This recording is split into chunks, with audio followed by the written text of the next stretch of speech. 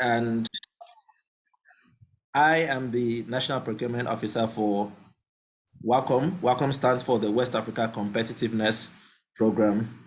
But we also have on this call from UNIDO headquarters, we have Ebe Muskiali, who is Assistant Project Manager, providing support. So at this point, before we go around, I'll give the floor to Ebe to give brief remarks to us before we proceed.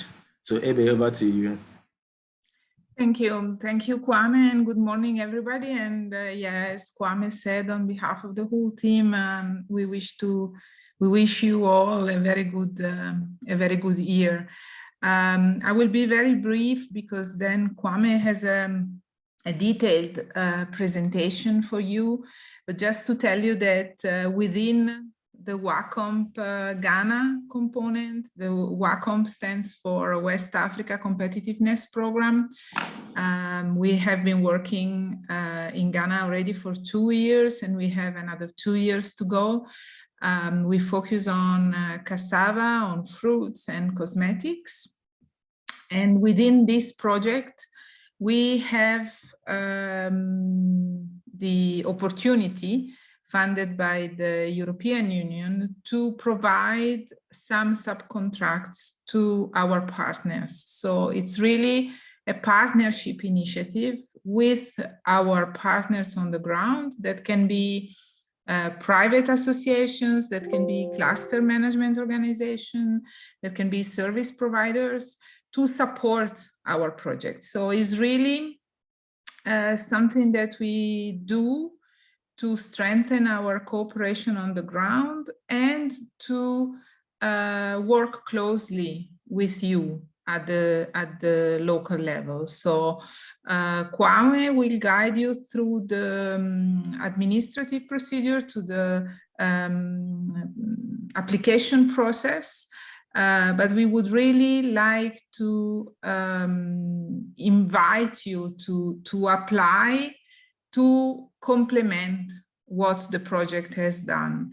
The project is quite visible and probably known by many of you already, but we would like you to try to think a little bit outside the box and to see what you could complement or what are the activities that you could take into take ownership to realize at the level of the 3 value chains.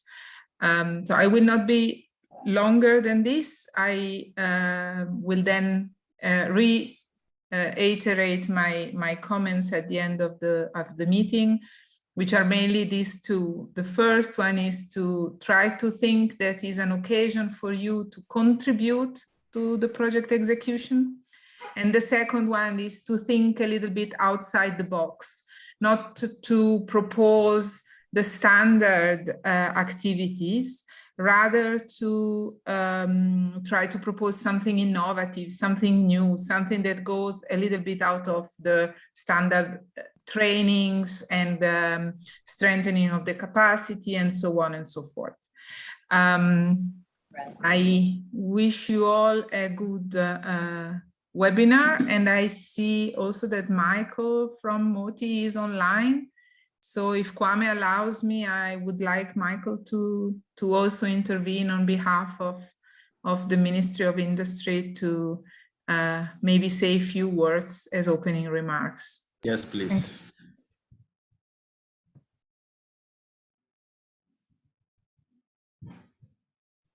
Yes, so look, Michael. Good morning, Kwame, and good morning, Ebe, and good morning, everyone. Happy New Year once again. And I think we've not been able to meet since the beginning of the year. So I'll take this opportunity on behalf of the Minister for Trade and Industry to wish everyone a Happy New Year. And we are hoping that this year will bring good tidings to the country, and more especially to industry in general. I also take the opportunity to thank UNIDO for their support for the past few years in trying to support Ghana industry, especially at the firm level. Most often, support comes to government, but the uniqueness of this Wacomp project is to try to solve firm level problems. And it's very important to note that government is in full support of this ideology or this strategy in trying to give direct support at the firm level, because we believe that the private sector is at the forefront of our industrial development. And we know that once we are able to support the private sector, it can draw the economy and the other sectors along.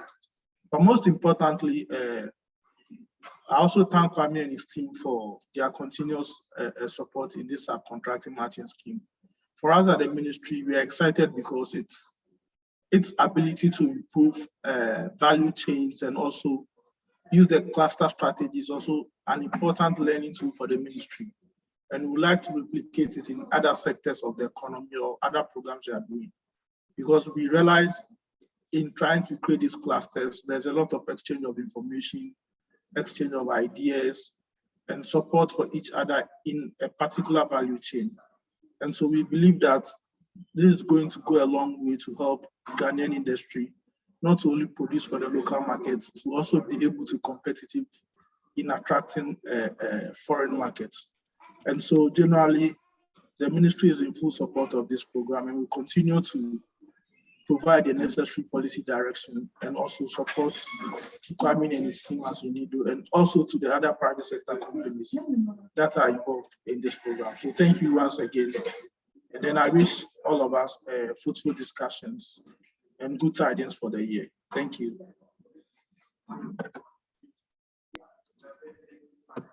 Thank you very much, Michael, from Ministry of Trade and Industry. So, as has been rightly said, there is a whole team making this work, Wacomp work, and the subcontracting matching scheme. There's the project manager, Juan Pablo, and then Ebe Muskiali, whom you have heard from. Then our chief technical advisor, Charles Saki, and then we have the value chain aspects. We have Frank Kwesi, representing fruits and fruits, that's pineapple and mangoes. We have Joseph Yeboah, representing cassava, and then we have Na Atre, who is representing the cosmetics value chain. And then we have our media publicity also, Linda Jala also. So those are some of the team members and making the whole program work successfully. I am only here today to talk and to present about the subcontracting matching scheme. So this is, as you see on the screen, this is the 5th edition of our subcontracting matching scheme. We've had 4 editions in the past, started from 2019 and 2020, and then to this stage that we have reached. Now, to proceed, we want to look at this, that you, as SMEs, as business people, do you need financing for your business? You may have heard that Wacomp has a subcontracting matching scheme. And do you know how to apply for financing support from Wacomp? Maybe you may have applied in the past and you were unsuccessful. And so you're wondering about this thing. How do I go about it? How do I apply to be able to receive support? And you want to know why some applicants have been unsuccessful in the past. Today, as we go through this, we would bring out some points and then we will try to address these issues to see how the support from Wacomp can help assist your business, the cluster you are working in, and then what you can do to increase your chances of success in applying. So the presentation is going to take this outline and look at these components. We'll give you a general overview of the entire program, and then we would give you a brief recap of the first 4 calls, what the results has been, and then why some were unsuccessful. Then we would look at also the objectives and priority issues pertaining to the subcontracting matching scheme and the whole West Africa competitiveness program. And then we'll take you through some rules for the request for proposal And then this call 5, what is the process? And then we would end by summarizing the lessons that were learned from the earlier calls. So to start with the overview, as Ebe rightly said, and you heard from Michael as well, Wacomp's overall objective is to build competitiveness of firms level and to ensure that these are improved, especially through the cluster approach, because our aim is not to build only individual champions, but to build collective and group champions. And Wacomp is not being implemented in only Ghana, but across the West Africa sub-region. So all 15 states, you have Wacomp in there being implemented in the country. So there's the regional level, and the aim is to better regional linkages among the value chains that have been identified. And at the country level too, we want to ensure that there's competitiveness. Again, it's mainstream into the country's national export strategy and what the country hopes to build upon. So this is a little overview of the entire program. Now, Wacom, what do we aim to achieve? It is to strengthen the export competitiveness of the Ghanaian economy through value-added sustainable production and processing. So we are not looking at only the production, the primary production end, but we are looking at the entire value chain, those who are processing, those who are adding value to ensure that the value chain is completed. Now, so you see in the picture here, you see some fruits being worked on, you see cassava being peeled here, and you see cosmetics also being processed. Those are the 3 value chains we work with under Wacom: cassava, fruits for fruits specifically, mango and pineapple, and then for cosmetics and personal care. So that will include shea butter, oils, and things used within the cosmetic industry. And our aim is to improve the quality of the product. And then, yes, as actors prepared and ready for export and integration into the regional and global value chains. Now, we do this using an approach, a strategy we call the 5 C's of competitiveness. And it starts at the center of this is to coordinate, where we aim to promote dialogue and synergies within the value chains through value chain strategic committees. So for each of the value chains we're working with, there are strategic committees that have been formed involving persons from UNIDO and then experts from various sectors of the economy and various institutions coming together to form these strategic committees. And so you're trying to bring the actors together and then work together as a team, so coordinate. And then with that, as we have mentioned, is compete. The next C is to compete, developing the competitiveness by upgrading the SMEs through the clusters. And this we have done through various means, through trainings, through coaching, and enhancing quality standards. Then we also help to SMEs to conform to various quality infrastructure and to comply with market requirements. You know, the world is now a global village. We have AfCFTA, and there are many players now within the industry. The market is open to many actors, not only within Ghana, but beyond.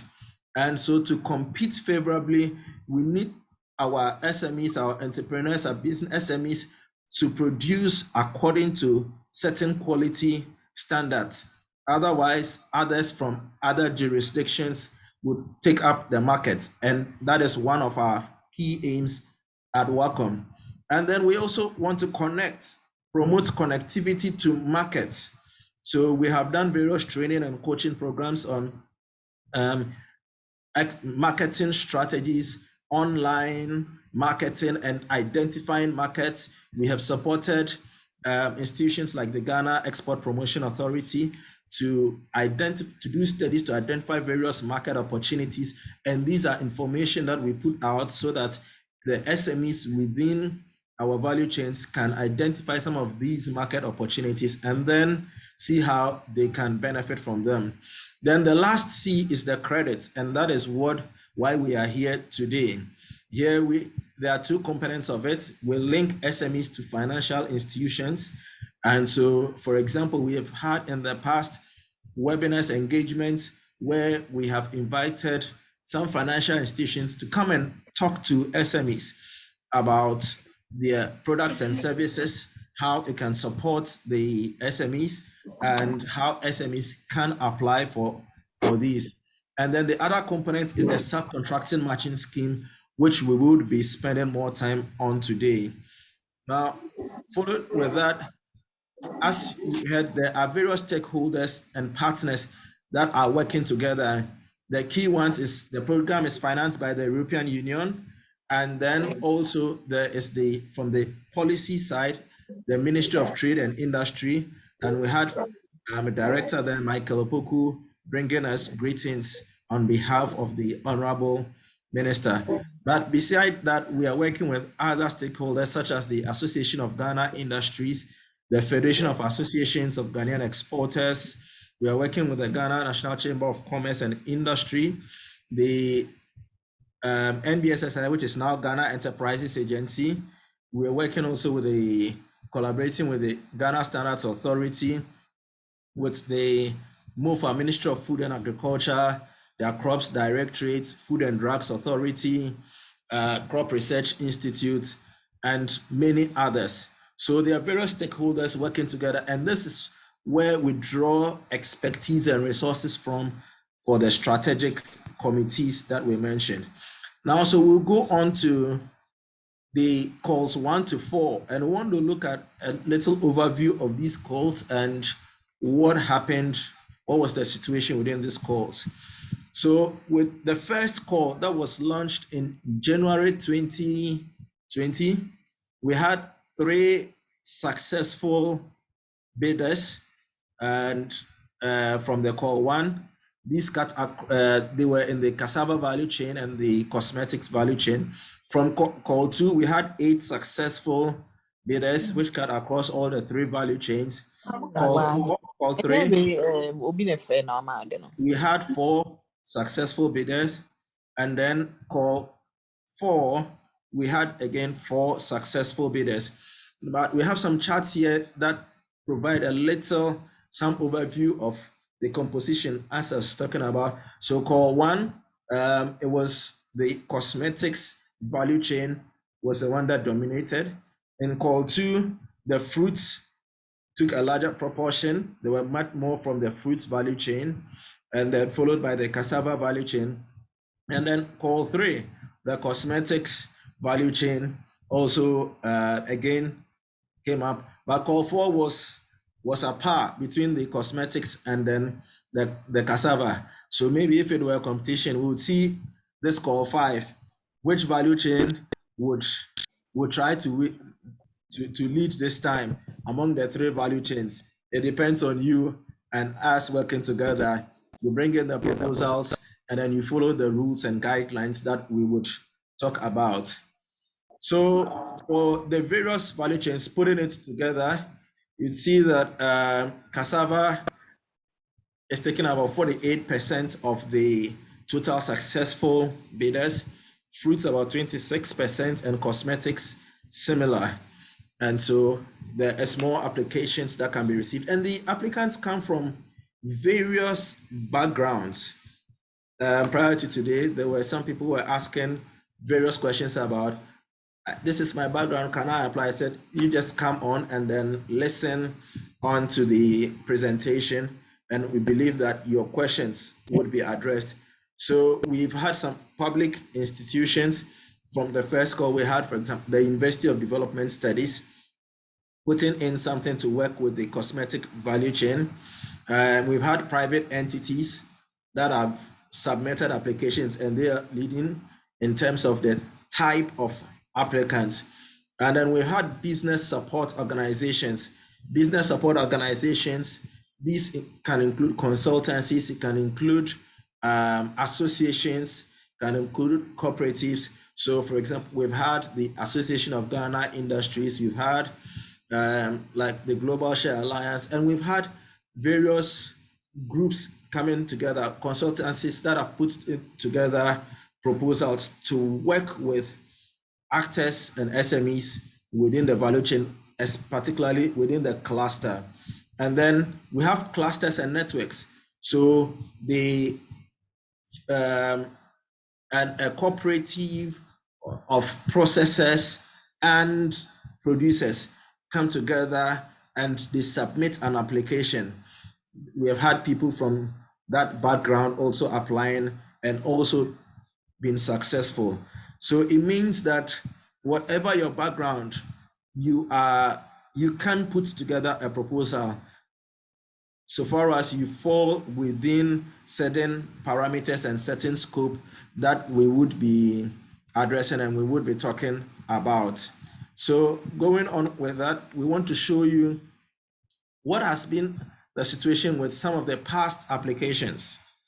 Now, some say that this thing is so difficult. You try, you're never successful. Here, we want to give you a little overview of why some have not been successful. Now, we noticed that majority of the bids did not meet the mandatory financial qualification criteria, where there is a criteria that we look out for. There's an evaluation committee, and it includes representatives from the Ministry of Trade, from the EU, and the experts. And there are criteria that are assessed for all bids. So once the bid does not meet those criteria, those financial criteria, then unfortunately, the bid has to be rejected. Secondly, what we have noticed with a lot of the bids is that the focus is mostly on the bidder alone, the entity that is submitting the proposal. So we state here mostly focused on the bidder than the cluster. We have indicated that we like to support, our aim is to support clusters and not to build individual champions. And so when someone submits an application, a proposal, and the entire benefit is focused on just the SME who submitted, but doesn't involve either SMEs or other actors within the same cluster, then that gives grounds for the proposal to be rejected by the evaluation committee. And just to explain a little, when we talk about cluster here, within UNIDO, we are talking about either the geographical zone together or within the value chain. So for some of the past applications, proposals, those that have been successful, there is a company, for example, the company is maybe based in Accra, but sources raw materials all the way from maybe Tamale, a cooperative or a group of shea butter processors. And the benefit aims to support both the SMEs based here in Accra and then the processors, the semi-processors based in Tamale or up north, for example. Once they are in the value chain, the benefit is spread across a larger number of people or actors, and that is of interest to us at Wacomp. The next thing is that for some, there's the absence of clear linkage and benefits to the clusters. So some try to indicate that, okay, they are clusters that are involved in the proposal, but when the committee reads through the proposal, sometimes it is difficult to identify what is the linkage. It almost looks in our local parlance like frefre kobo.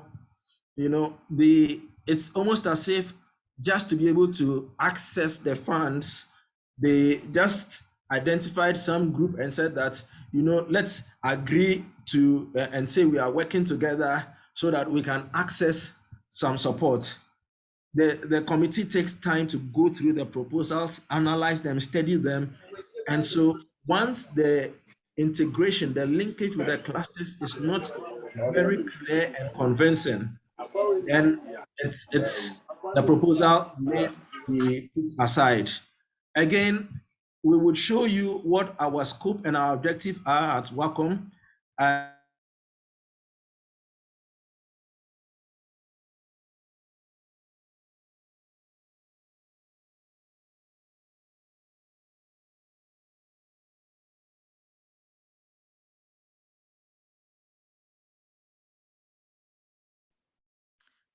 Kwame, we lost you. We lost your voice.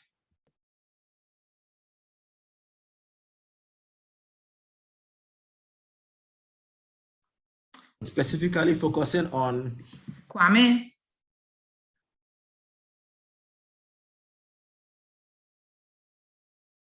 I think there is a small network issue. Just bear with us and it will be solved. Okay, Kwame disconnected. Just a second and he will return. Hello, now we can hear you, Kwame. Yes, you're back, but we lost you while you were presenting. Okay, so can we see the screen? Yes, now we see. Can you put it in slide mode like it was before? Now we see 2 slides. Oh, okay, sorry.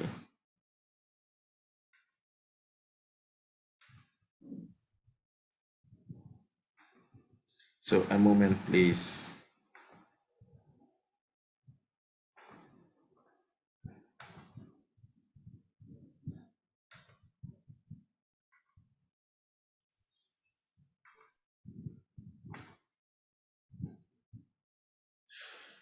Perfect. All right, so are we okay to continue? Yes, please. All right, so just to recap, I don't know what point it went off, but talking about the scope and objectives, I believe that is where it went off.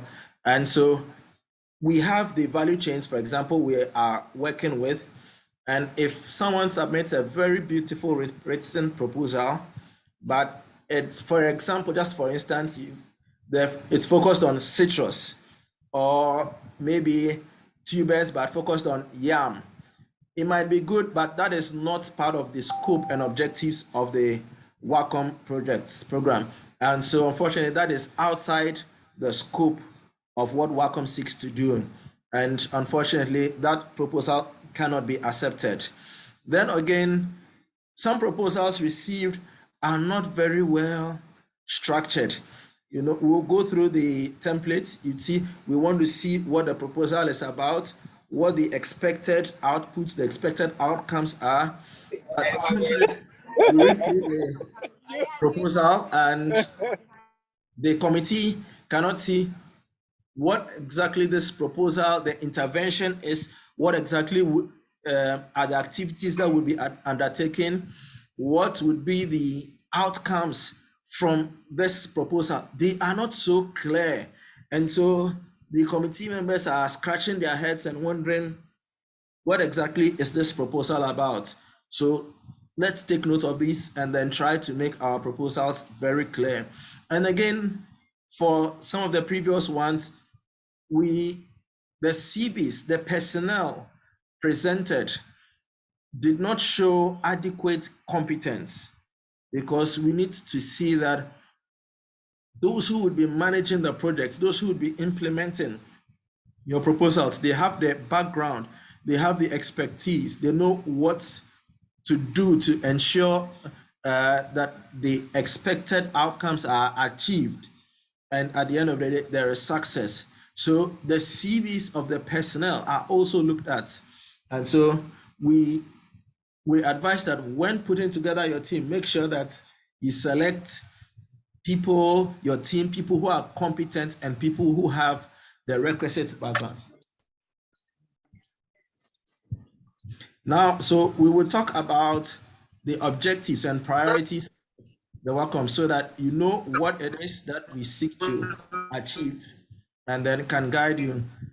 Now, our objectives and targets, there's a whole range of things that we're focusing on, but we give you a brief overview of our objectives. We're aiming to open new markets. Okay, so to the export markets, the regional, the international markets, or even if the domestic market, you're looking at the shopping malls, the retail as major retail outlets. We creating market avenues for producers, production, and then processors to ensure that the products, when they are processed, they do not remain at the primary stage. They are able to get out there to the market. We are aiming to increase the quality of the products, and that relates to some of our C's, the 5 C's that spoke about earlier. We aim to increase productivity through training and personnel development. So things that would focus on capacity development, capacity building are of interest to Wacom. And we aim to foster inter-regional cooperation that would enhance productivity and capitalize on economies of scale. So this is where the SMEs work together in clusters and can help build the capacities, lower the cost for all the actors within the cluster, and then to be able to meet international and then intra-regional orders. We also want to encourage cluster development. As we have said, I'm sure by now you're noticing that is very important to us at Wacom, cluster development and upgrade of SME capacity. And then programs that would assist and support underdeveloped or disadvantaged areas are also of interest to us at Wacom. Now, within the UN, one of our focus is building gender capacity. And so as much as possible, we would like to see that your proposals, there are some females involved and not maybe just one female and then 20 males. Let's try and then involve the females to build the capacity of the females as well, so that there's gender inclusion.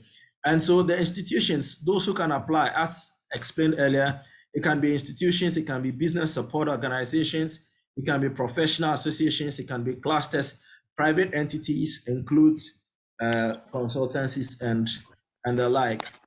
Now, the scope of our services.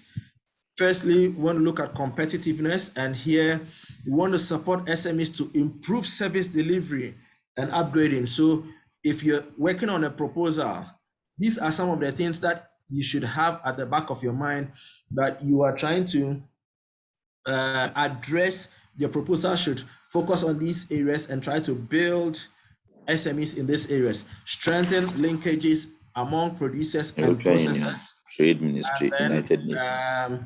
Involve capacity building, technical and managerial aspects. So our emphasis is more on the technical component. Here we're saying this because you have sometimes people submitting proposals for just management training, human resource training, administrative training. If that is the main focus of the proposal, sorry, that proposal may not be accepted, but we want to see additional technical capacity building as part of the proposal. And we want proposal to look at things of strengthening technological capacity that would upgrade collectively the processing expertise. And so this can include equipment, training in modern technologies, modern equipment that would enhance and increase the capacity of SMEs within the cluster. And another component is the compliance.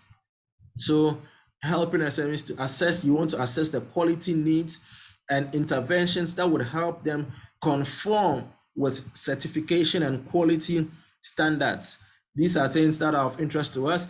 And maybe you want to disseminate and communicate quality standards to various SMEs.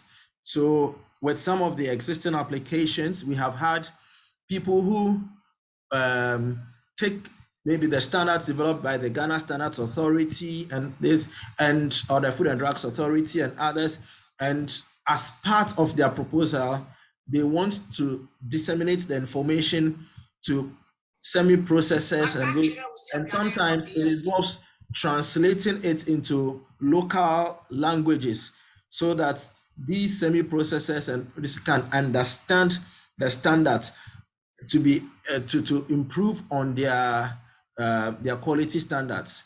Again, we want to assist processors to implement the right standards in good manufacturing practices and good agricultural practices. So if your proposal is looking at these, then they are of interest to us, and want to support, again, to SMEs to comply with regional and international standards. So these are things that you can look out for when working on your proposals. And connectivity, linking SMEs and processors to high-end market.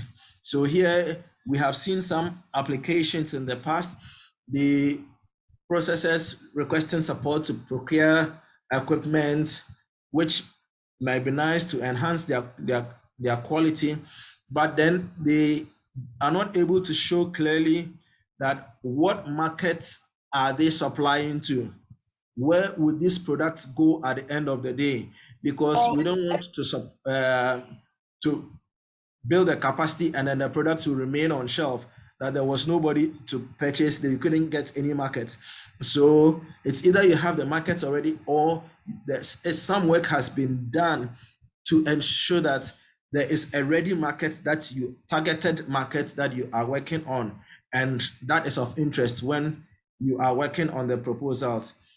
And it could be domestic, it could be international, and maybe you want to do some studies, market studies, benchmarking analysis to identify market opportunities in various areas. And so we've had some proposals doing value chain mapping, and so identifying market channels for existing semi-processors, so that when they produce at the primary level, they know that they are people who are ready, who can purchase their products.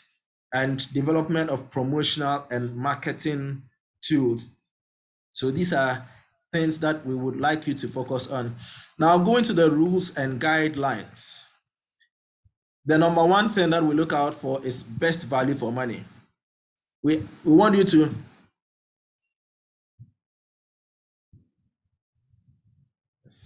Internet's misbehaving today. Hello, can you hear me? Yes, now we can. All right. And are you able to see the screen? Yes. Okay. So we want to ensure that the products, what you're doing, best value for money. So when you're putting together the proposal, ask yourself the question that if it was your own money, if it was your own funds, would you apply it for what you are proposing? Would you use the money for that? It helps you think, put yourselves in our shoes, the committee, and how the committee will look at the proposal. Again, we want to look at the sustainability of your project, so that your proposal does not end just after or the support ends, but then it is something that can continue afterwards, and it would be a story for everyone to look at. And then, as we have said again and again, collective benefits for cluster development. This is also of interest to us. Now, within the scheme, the matching scheme, the maximum threshold is 40,000 euros at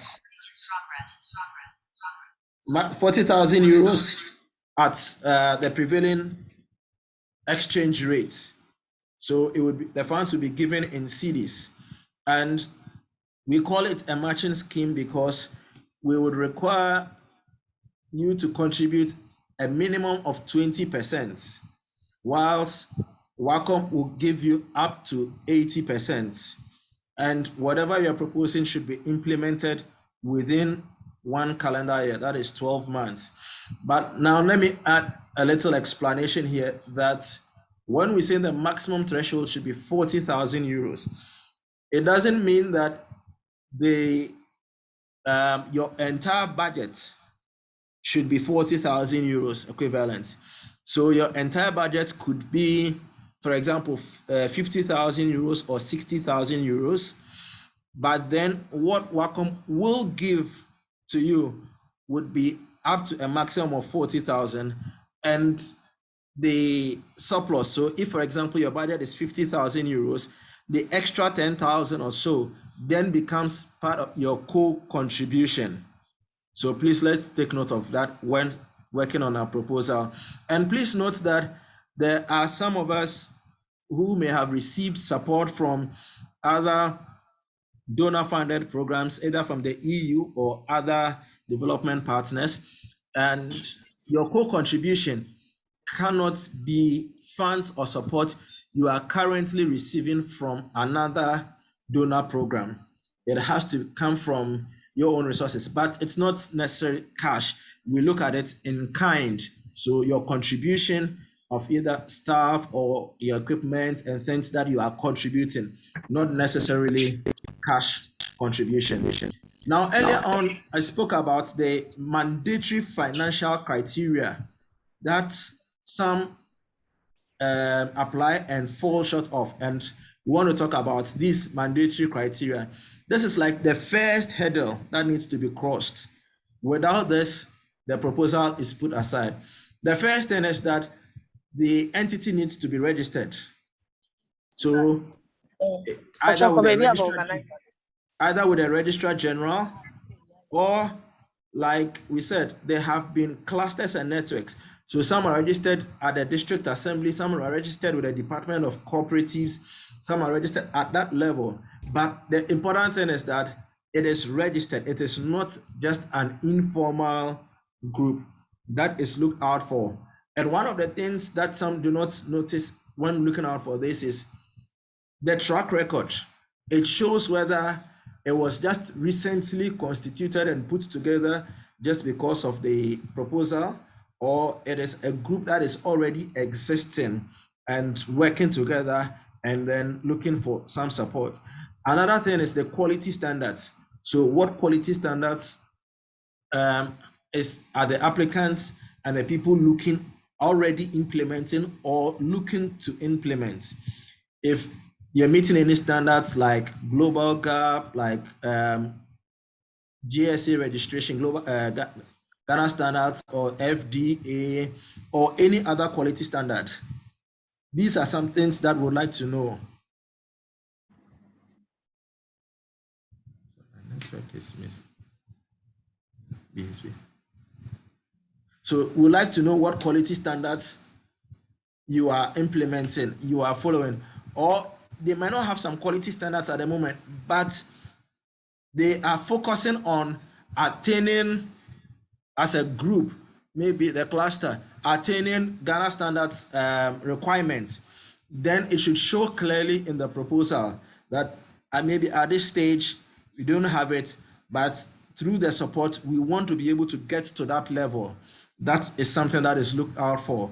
Then there's the contractual term, which would show you that it is one of the documents that would be made available in the application pack that you need to sign to, and we'll take you through that. And then, like we said, the experience of the personnel and also the applicants, the experience they have, the track record in that industry, in what they are proposing to do. Do they have that background? And so I'm sure some may have the question that can a new business, a new SME apply? The answer is right here, that we want to see the track record. So if it is a business that was just registered maybe 6 months or 3 months ago, it doesn't have enough track record, enough experience within what they are doing. So we look out for experience. And then in the financial side, we look at whether the business is making profits, or the applicants, they are making profits. So here a profit margin of should be more than 1%. That is, if you taking out the expenses, the net profit divided by the sales or the revenue, does it exceed 1%? We want to see that the business is making profit. Again, we want to see that the applicants are solvent. Solvent meaning that you have the current assets. Okay, that might be the stocks, the inventory, things like that. And then taking the current liabilities. If you take a ratio of them, does it exceed 1? Why Is that so? Because at certain stages, we want to see that one, as you said, the business, we want to see sustainability. This is a factor of sustainability. And then also at certain points, we may expect you to implement at using some of your own funds, and then when you finish, you report at certain stages of implementation, and then you report and we see that you are able to meet the expected criteria, then the funds are released at certain various points of it. And so we look out for solvency. Then turnover. Now, if, for example, an applicant says that I am requesting support of 20,000 euros in CD equivalent, then we are looking at what is the turnover of that applicant, their sales, their revenue. Their revenue, we are expecting to be generally about twice the 20,000 euros. That would mean that they should be making about 40,000 euros equivalent in CDs as their turnover or their sales revenue. But for clusters and networks, which usually are smaller, it can be about 1.5 times. So these are things that we look out for. And then again, we want to ensure that there is no litigation in progress. There's no litigation. Now, this is important because we have situations where, for example, there have been producers and processors, and they wanted to do the producers demonstration farm and to show best practices and how to cultivate new technologies for cultivating some of their produce. And then the land that they thought they could access and make use of, there was litigation over the land. So there are cases where they started planting and eventually everything they planted was destroyed just because of a litigation over the land. So the committee looks out for this as well in checking. I understand it. Then from here, we want to look at the various costs that you may be asking, what cost then can I apply for and include in my proposal? Now, first thing is the cost of staff assigned to the project that you are applying for. So as SMEs, as clusters, business people, or anyone who wants to apply, you have your staff, you have your people working, but any person who doesn't play a critical role, direct role in the project, implementation of the project, their salaries or their remuneration cannot be included in the cost. For example, so we've seen some, there's the project manager, and then they add the administrative manager because he oversees the entire, or he or she oversees the entire office. And so because the administrative manager or officer provides support to the entire project, they want to add the salary of the administrative officer. If that person, we look at through the proposal and is not playing a direct role, that would be taken out. So we want staff that are directly involved. Now, travel costs within the country, within Ghana, are admissible per UN guidelines and rates, and this would be made available to you as part of the application pack. Again, you have the opportunity to request for support to purchase equipment. Okay. And if, for example, you are requesting support for maybe 30,000 euros equivalent, the equipment you want to purchase must not exceed 15,000 euros. So it cannot exceed 50% of the support you are requesting. So you look at what total budgets you want Wacomp to finance, and then maybe half of it can go, at most half of it can finance purchase of equipment.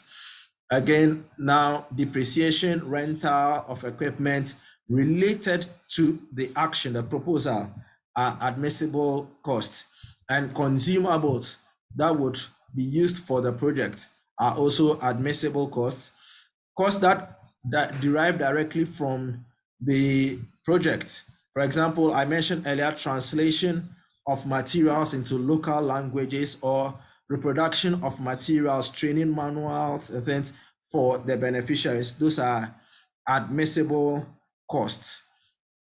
But then we have ineligible costs that you also need to pay attention to. So in developing your proposal, some of you may want to engage the services of a consultant because you say that I don't know how to write a proposal, so a consultant will be helping me. That is fine. We cannot recommend any consultant, and additionally, the cost of that consultancy fee cannot be brought onto the project. That if you include it, it would be taken out by the committee. So whatever fee the consultant will charge you to develop the proposal is something between you and the consultant. You need to find resources of your own to pay the consultant.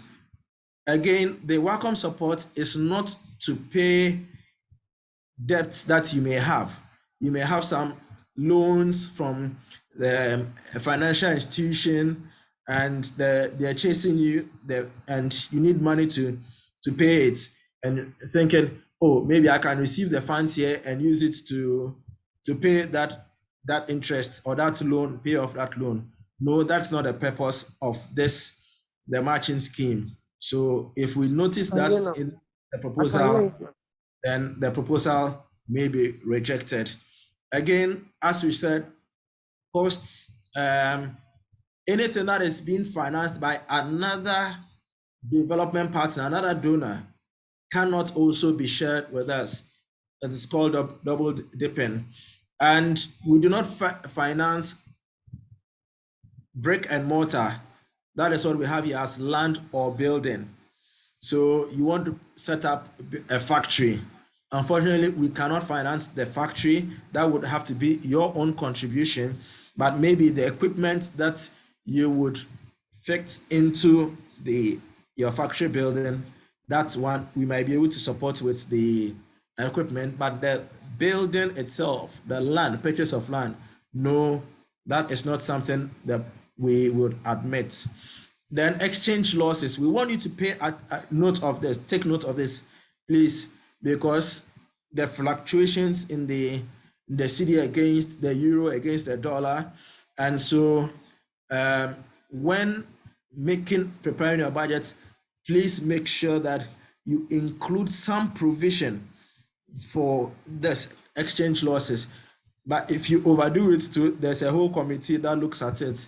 So please take note of that. We've mentioned already about other staff who are not directly involved in your project. They are not admissible costs. And then your typical overhead cost. For example, you have your electricity bills that every day you pay. And if the training or the project comes off or not, you still have your electricity bill to pay as an entity. You cannot therefore bring that electricity bill onto the project. That would not be accepted.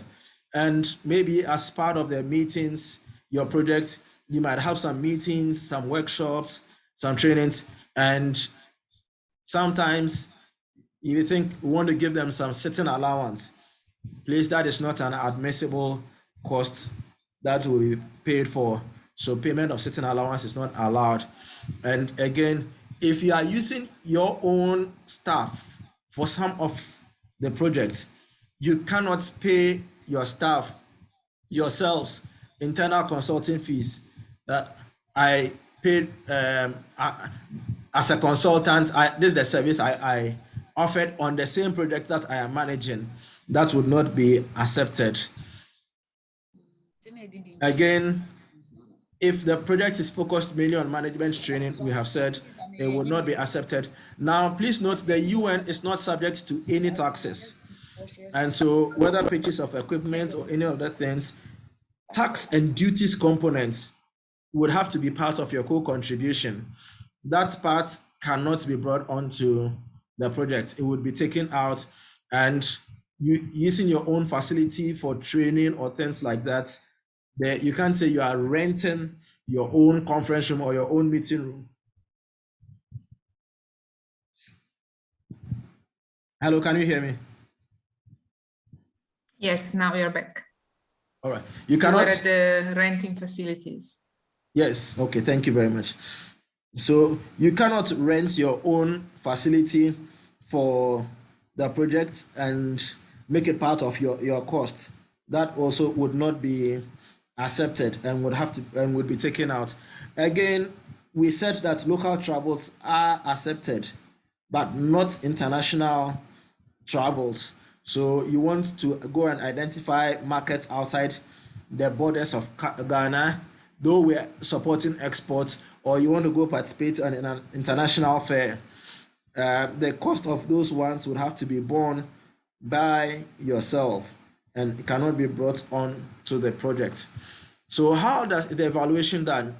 As we have said again, there are partners involved. So right from the opening, the partners, the European Union, and then MOTI representatives are part of it. And then they look at everything. And when submitting the proposals, we would require the proposals to be submitted, printed in hard copy, and also a soft copy on a new pen drive, a fresh one, not a used one. And here, let me add that the documents, please, yes, you may want to protect it by making it PDF, but make sure they are also in Word, Microsoft Word as well. So you can make one in PDF, but add Microsoft Word, and for the budget, you add and one in Excel as well on the pen drive, and then you include the pen drive together with the hard copies in an envelope, and then you seal it. So the evaluation is done by personnel from UNIDO, from the EU MOTI, and value chain experts.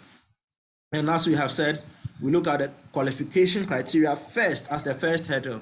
Then after that, those who pass through that, we go into the evaluation of the technical proposal and then the commercial proposal, that's the budget. And then we do a risk assessment to see what are the risks associated with their proposal. Okay. Now, the proposals are all scored. There is a scoring system. And so we look at the pricing, that is your budgets, and we look at the breakdown. Please provide as much breakdown details as much as possible. So don't just lump it together as training and you put an amount of 30,000 cedis. What goes into that training? What is the trainer's fees? Maybe is there training manual? What other things are involved in that pricing? Please go into details.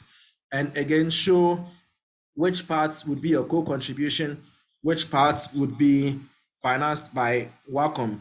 Those are things that are looked for in the pricing. Again, if there's going to be travel within the country, what is the travel cost? From which town to which town, from where to which place? If there will be lodging, what will be the hotel expenses? How many people? We want to know this. And so we look out for all these in the pricing. And it is weighted 20% out of the whole cost. Then in the technical part, as we said earlier, we look out for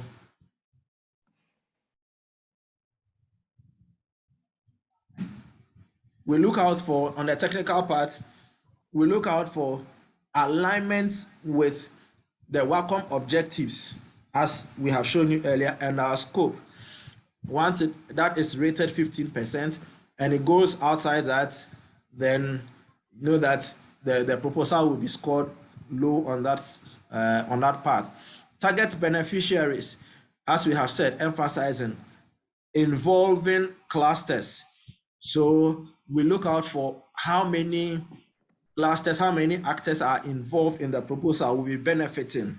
Is the support reaching to many people or just a few people? And that is called 20% on a weight of 20%. And then execution, how will the proposal or the action be implemented over the 12-month period? Now, let me put in this here quickly. This is one area that a number of proposals have fallen short of. Now we're saying that we want you to implement over 12 months. Some submit a proposal and you look at the implementation plan within 5 months, 6 months, it covers 5 months, 6 months. And for when a committee looks at it, what immediately comes to mind is there hasn't been much thought applied to the whole proposal. And it suggests the proposal is not in depth. The benefit and the impact may not be that much. And that is why the whole activities will be carried out within just 5 months or 6 months.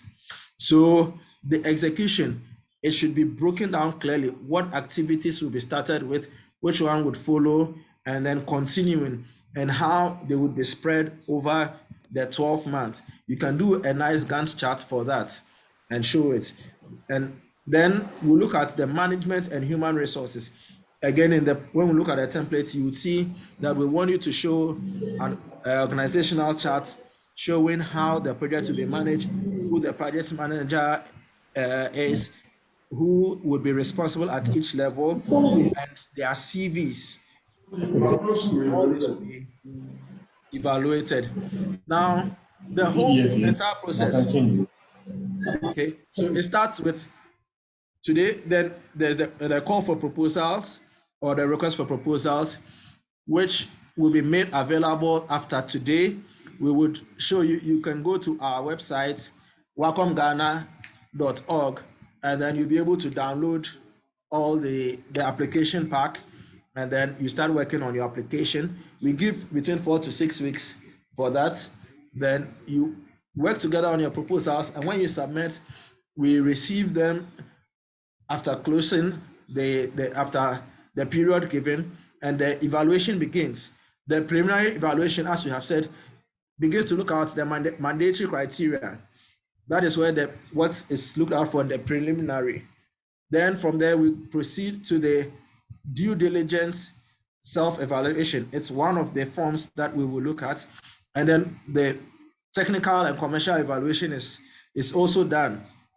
After which, then approval is given for those that are successful, a contract is prepared, and then implementation continues. Now, so we would here look at some of the documents that we would require you to work on and to submit. The first is the bid submission form. Now, this one should come on your letterhead. You print it out on your letterhead. So please, a moment.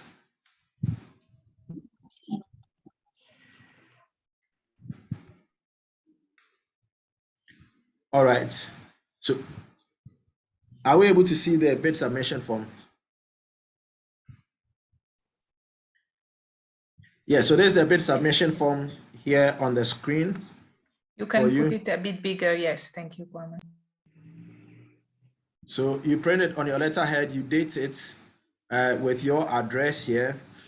And please take note of this, that some of the clauses here, that we agree to abide by the bid for 120 days and confirm that the prices quoted are fixed and firm during the duration.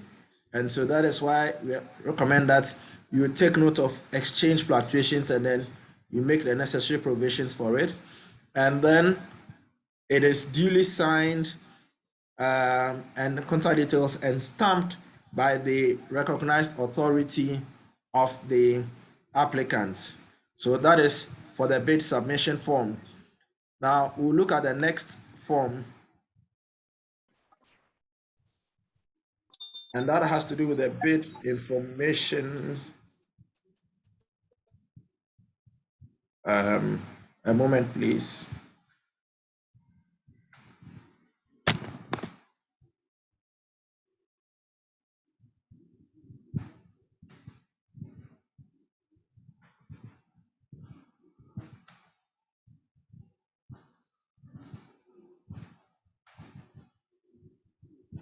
Sorry, the bid information form is trying to, okay.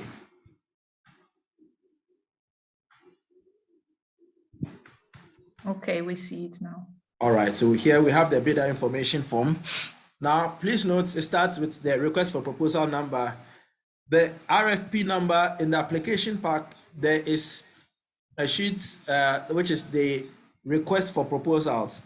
The RFP number is indicated in the request for proposal that we put out as part of the application pack.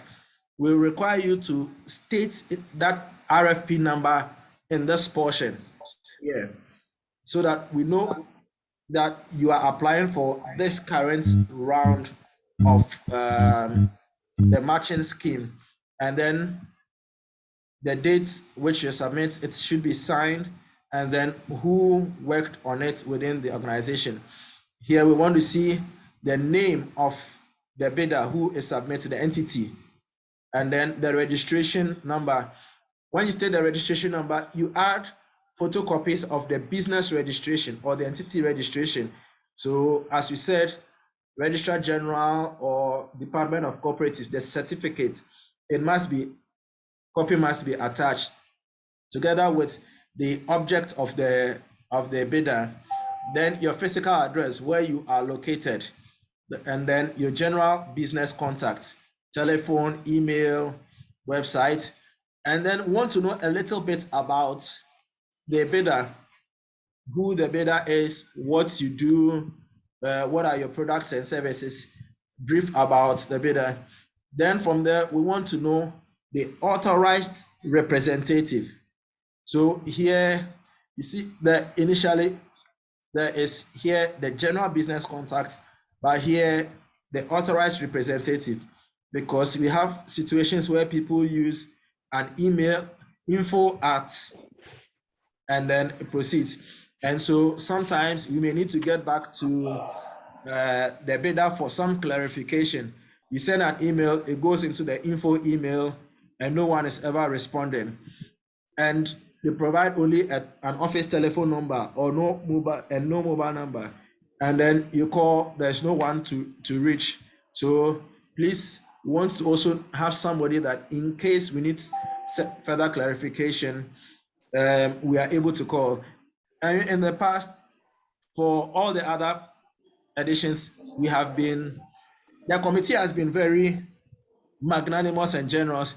Though the mandatory criteria have been stated, there have been various instances where some submit the application and then may have left out one document. They forgot to add the certificate of a copy of the certificate or audited account, and then the committee gives the allowance that just contact them and give them some time frame to submit it.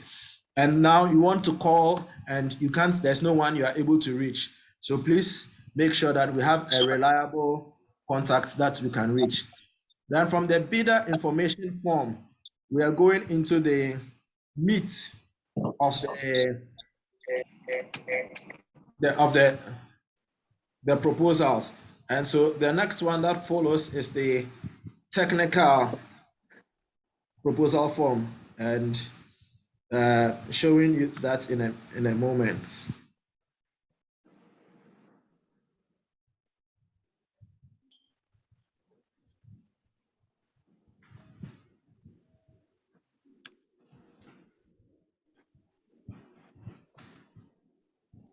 So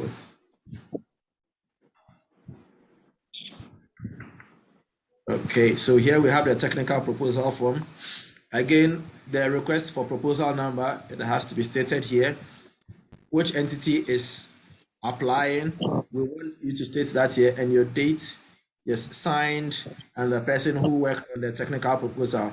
Now, to help you and guide you in working on the proposals, once again, we provide the objectives of Wacomp here, and then what we seek to achieve, so that as you are working on your proposal, you can constantly refer to this to guide you. You don't lose track and you don't go off outside our scope.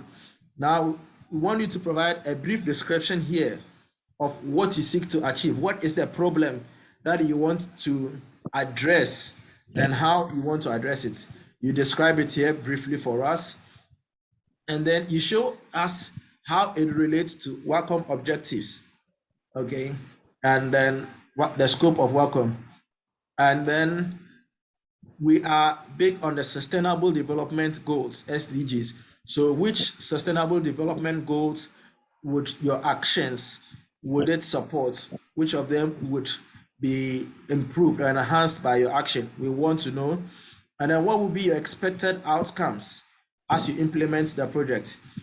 Now, when you finish all this, then you can hear scope of supply. We want you to go into much detail and describe to detail. Earlier on, you provide a brief overview of what the problem is, how you want to address it up there. But now in the scope of supply, you give us much more detail of what the problem is, the effect of that problem, and how you would go about addressing it. And you relate it to the work plan here, as we say, showing in a Gantt chart format, covering 12 months, the various tasks to be undertaken and the milestones to be achieved. Then we also want you to show your co-contribution here. Yes, it will come in the budget, but we want you to summarize your co-contribution here. And then project management. So those who will be managing the project, what is the project management structure? So provide a diagram outlining the project structure. So those who will be leading and managing. And then subcontracting. Sometimes you may want to say outsource certain component to another entity to implement for you. If that is part of your proposal, you want to know, and so you indicate it here for us. And then we want you to also identify what are the risks that could come up in the implementation of your project and what measures you are putting in place to mitigate those risks. Here again, then the next thing is the reporting and monitoring. Now, reporting here, we will require 3 main major reports: the interim report, the progress report, and then the final report. You must show that in your as part of your work plan, and it must be indicated here. But please note, you have seen in previous cases, the monitoring, some want to put an expense to UNIDO staff coming to monitor their project and make that part of their cost. Don't include the cost of UNIDO staff coming to monitor your project. The monitoring there would be yourselves. What monitoring mechanisms are you putting in place to ensure that whatever it is you are doing, you are following it to ensure that the expected outcomes would be achieved? And then the personnel, you describe the personnel here, and then you attach their CVs for us. And any other information that you think is relevant for us to know, you can describe it here for us. So we've gone through the bid submission form, we've gone through the bidder information form, and we've seen the technical proposal. Now the next one we want to look at is the commercial proposal, and that is the budget, the commercial proposal form. So the commercial proposal, whatever you do in Excel, you translate it here onto this for us, and then you add the Excel component. Again, the request for proposal number, the name of the entity that is submitting the bid, signed, and the person who works on it. And as we indicated, 40,000 euros in CD equivalent. To guide you again, please take note of it. The CD equivalent has been stated here with the exchange rate. Please pay attention to this, because some have fallen foul of this, whereby because the templates have generally been the same for all the previous calls, they just pick from some of the previous calls and then use it. But what they don't take note is that the exchange rate would have varied, would have changed. And so they use a previous one, which may have had a higher exchange rate, and therefore what they request exceeds the 40,000 euros, and that immediately forms the grounds for rejection of their proposal. So please take note of that and ensure again that what you are requesting does not exceed 80% of the total initiative that you want to implement. So you summarize it here in cedis and in euros, what you are requesting from Wacomp, what your co-contribution is, and then the percentages. We have had some who their co-contribution was as much as 40%. And so that is up to you yourself. And then you break it down, the activities. If it is capacity building, and so the various activities and the cost category, capacity building, if it is personnel cost, if it is equipment, then the various categories, you break them down nicely for us here, and then you sum it up and for us in this commercial proposal form. Now from here, we would look at the last form, which is the due diligence self-evaluation. We want you to, yes. While you open the due diligence form, can we ask some of the companies that applied previously, or the associations that applied previously, to explain how they found the process? Because then for the due diligence, we need a little bit of time, and I know that, for example, Davis has another meeting, so if he can probably just give his feedback now, and then you take some breath, and then we go to the due diligence, please. Well noted and agreed. So yeah, so we have some of the beneficiaries who have submitted applications in the past and been successful. We have some of them online to share their experience in working on their proposals and how it is submitting and how the implementation has been going. So I think we have Davis Kobo online. Are you here, please? Yes, please, Kwame. Yes, so we invite you first. So you please, your name, your business, your entity, which value chain you are from, and then what your project is about, and then you can continue. So please proceed. So thank you very much. My name is Davis Kowu, the CEO or the project owner of Cotton Webbling Portfolio under the fruit value chain, specifically on mangoes. I think I was part of the previous beneficiaries, and for me, let me first and foremost use this opportunity to thank Wacomp UNIDO projects for the effect and the impact that this project is giving to the industry. Yes, per Kwame's explanation of the documentation, yes, we went through the same process as outlined in his presentation without any hints there, and we managed to present the documents, after which we were successful. We were called and contracts were signed. Our main project, in the wake of the current pest and disease infestation, which eventually affects, have a negative impact on the industry, that's the fruits industry, specifically mangoes. We requested that we have technical extension services deployed to help our farmers, the actors. And you agree with me that for every successful plantation, there are three core things that one need to, aside marketing, you also need to look at.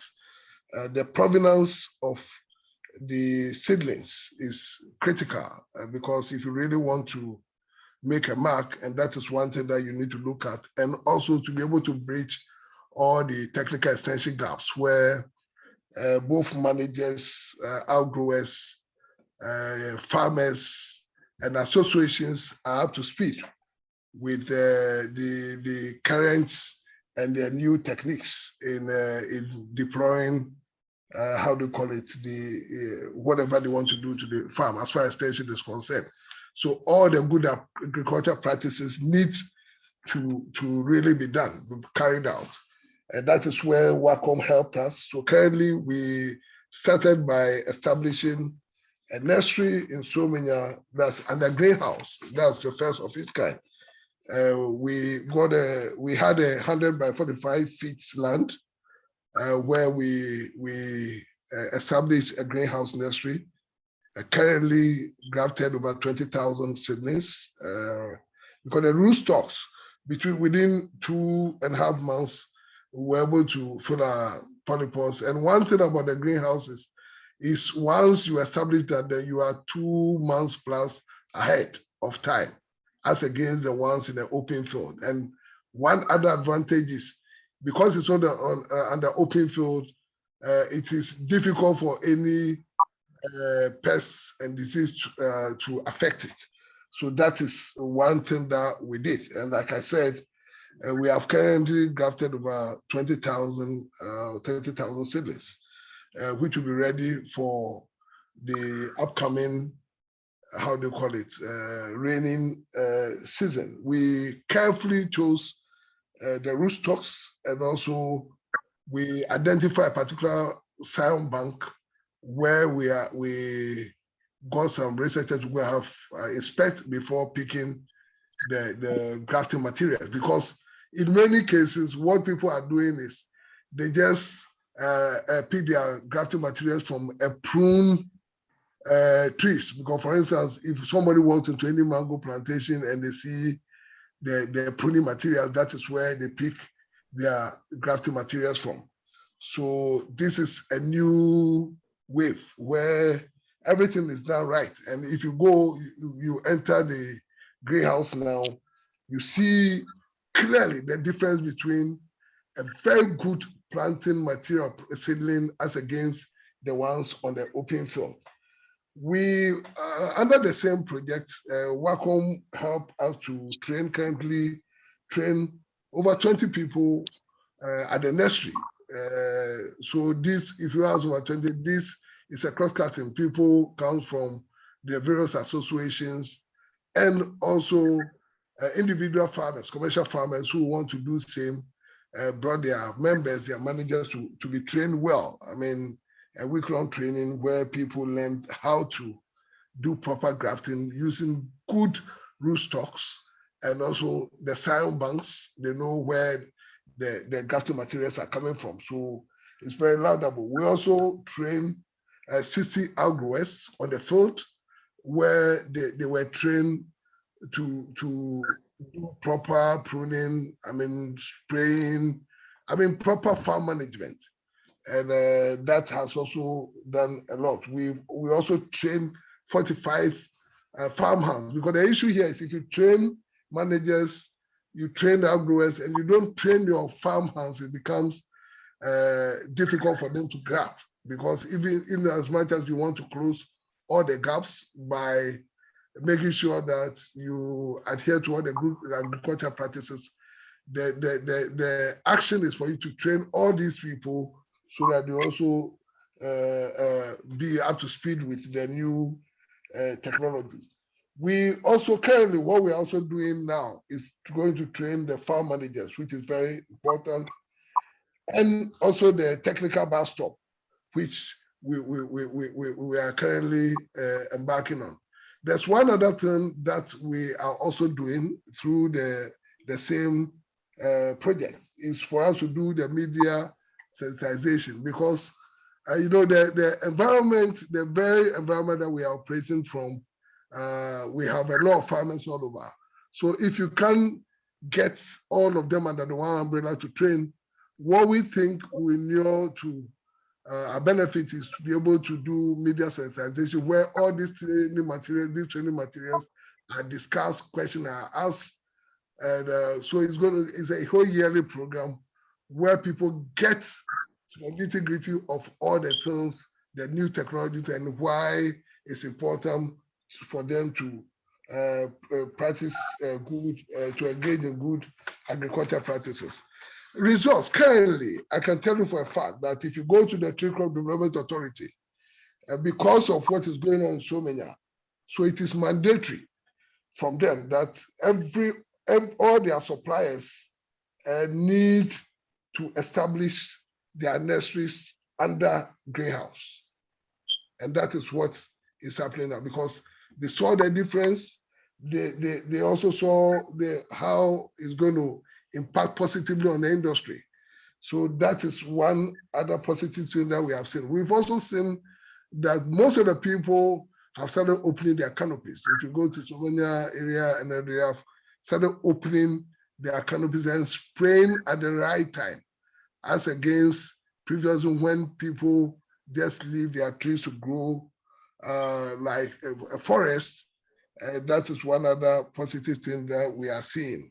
We are hoping that Wacomp will give us another, how do you call it, opportunity for us to be able to extend this particular project to other regions, because currently we have almost 200,000 plus hectares across the country, and we have 4 different enclaves: the northern, the middle belt, the southern, and the western belt, the central belt. So we think that at least if we're able to establish one in each of the various how do you call it, regions, it will help a lot, and it will serve us also as a demonstration, whatever field for people to go and learn from. So this is what I have for now. I'm happy to answer any question that arise. Thank you very much. Thank you very much. One small complement to what you said. How did you find the process to apply? Because many times we've been told, yes, but you are asking difficult things, and you've seen the presentation of Kwame, who highlighted very well why some of the bids were rejected and why some bidders already submitted 2 or 3 times and they are not selected. But I would like you to share also your experience in this, because it's we believe the process might be a bit cumbersome, but it's quite structured. So what we want a document that can be read and can be understood easily by the evaluation committee. And therefore, I believe your proposal was a very successful one. It would be useful for other participants in the call to hear from you how you found it and how you could apply and successfully get the subcontract. Thank you. Okay, thank you very much. I think basically I've seen Kwame walk through the entire process. And for me, in as much as it is a bit cumbersome, I think that one difficulty I see people doing is, I think, for them to not giving it to an expert to be able to do it for them.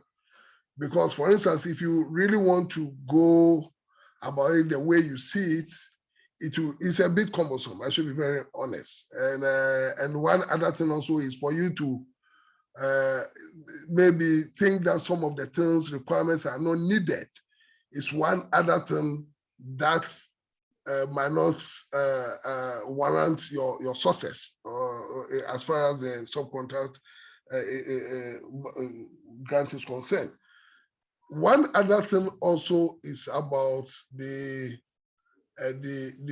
particular, I mean, narrowing down to the project itself, the actual thing you want to do. And I'm happy Kwame went through, walked through the whole thing again, because it is important you identify exactly what you want to do, which is in line with the project requirements. If it falls outside the project, then that becomes another problem. And that is what I see from I've seen people's, how do you call it, bid rejected. A couple of people showed it to me.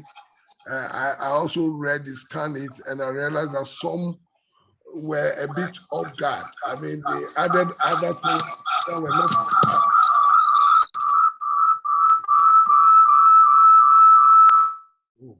they added other things that were not part of the things requested from the project. So these are some of the things that I can talk about.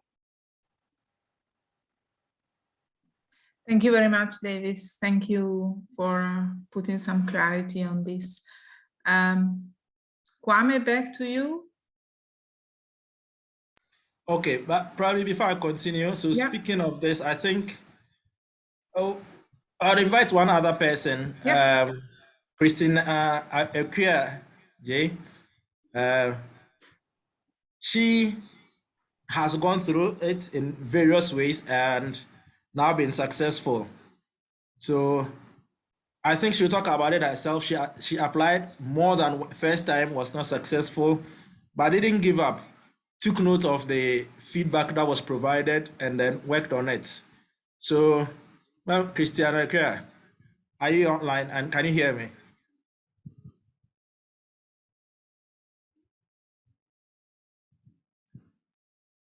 Hello?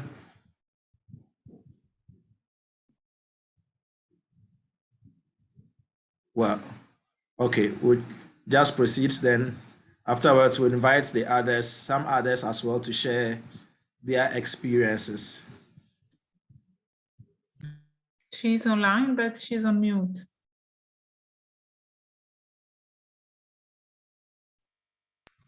I think she's on mute.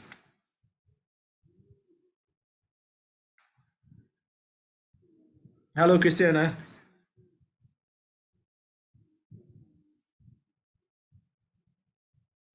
All right, maybe when she gets. Yeah.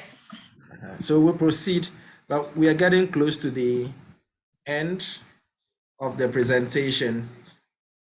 And so as we go through the due diligence,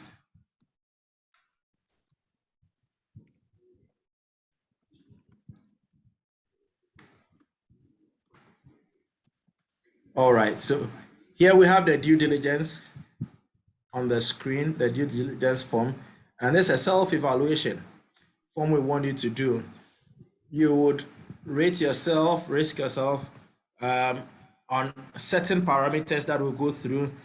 At the end of the day, you show which factors, either low risk, medium, significant, or high risk, and assign risk points to this between 1 and 4. The risk points are what would show the level of the risk. But please take note of this, that numbers should be rounded up. So where you have decimals here, you round them up to 0.1, 0.5, and then it's easy to follow. So the first component is a summary of the whole entire due diligence. And there are 6 components to it. There's the general, which will look at the background of your business. And then there's the organizational structure, your staffing, your management systems. Then we want to know a little bit about your accounting policies and practices, and financial and internal audits, as well as reporting systems that you have in place and what IT systems. Now, in doing the rating here, so the total number of risk points would be indicated here. Some questions may be applicable to you, your situation, some may not be applicable. Oh, Madam Christiana, are you ready now? Yes, sorry, yes, I'm ready now. Good afternoon. Good afternoon, so please go ahead. Yeah, I am Christina AKIJ. I'm funding in for Crystal Agricultural Ventures, inclusive with Asante for Cassava Valuation Association. I would like to start by saying that for the bid that we submitted, what made it successful was that we are cluster farmers in Asante Manfon, and we are comprised of the cassava growers, the cassava processors, and we are about 300 clusters in Asante Manfon. And when we are trying to submit our bid, we try to locate what was our need. And our need was that one of our needs was that we wanted to get high yield cassava sticks or roots for plantation, and also modernize and mechanize the machinery, so that this could help us to increase our productivity, also to help us to get very good markets. And when we also put in the budget, we make sure that we analyze the budget and our activities very well this time around. Also, our work plan, we make sure that it's very explanatory, explicit. And we make sure that we set our program in our budget according to, within the scope of an objective of Wacomp and UNIDO. And on a serious note, with this, we were accepted. It was like a joke, but we really thank God that we were accepted. One of the benefits that we received under Wacom was that we received training in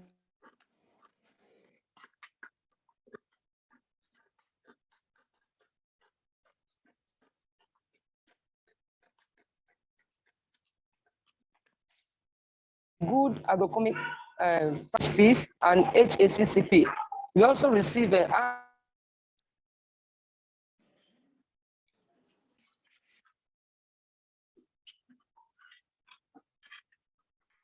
Madam Christiana, you're on mute. has shown us how we can do our cultivation direction in case there is rainfall. Also, at the moment, currently, we are farming on 160 acres of land across Ashanti Mampo. And with the processors, we are about 150, and we were also trained on product branding, packaging, and business development and management. At the moment, we are sourcing for cassava grater, hydraulic press, hammer mill with cyclone, and solar dryer. Previously we applied, that was last 2 years, but we were not successful. And I think what made us not successful that time was because we could not really analyze our needs very well according to the scope and objective of Wacom. And we could also spell out our activities, who to do what. And also our work plan was not very good. Even though we were clustered, but we couldn't do it very well.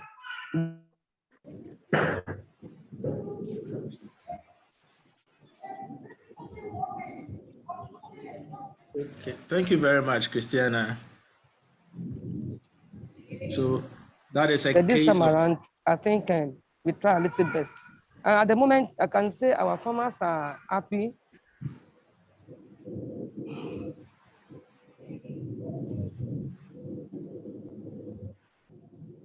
Please continue. It's rain or no rain, we can always get access to, we can always get good access to dry our cassava flour.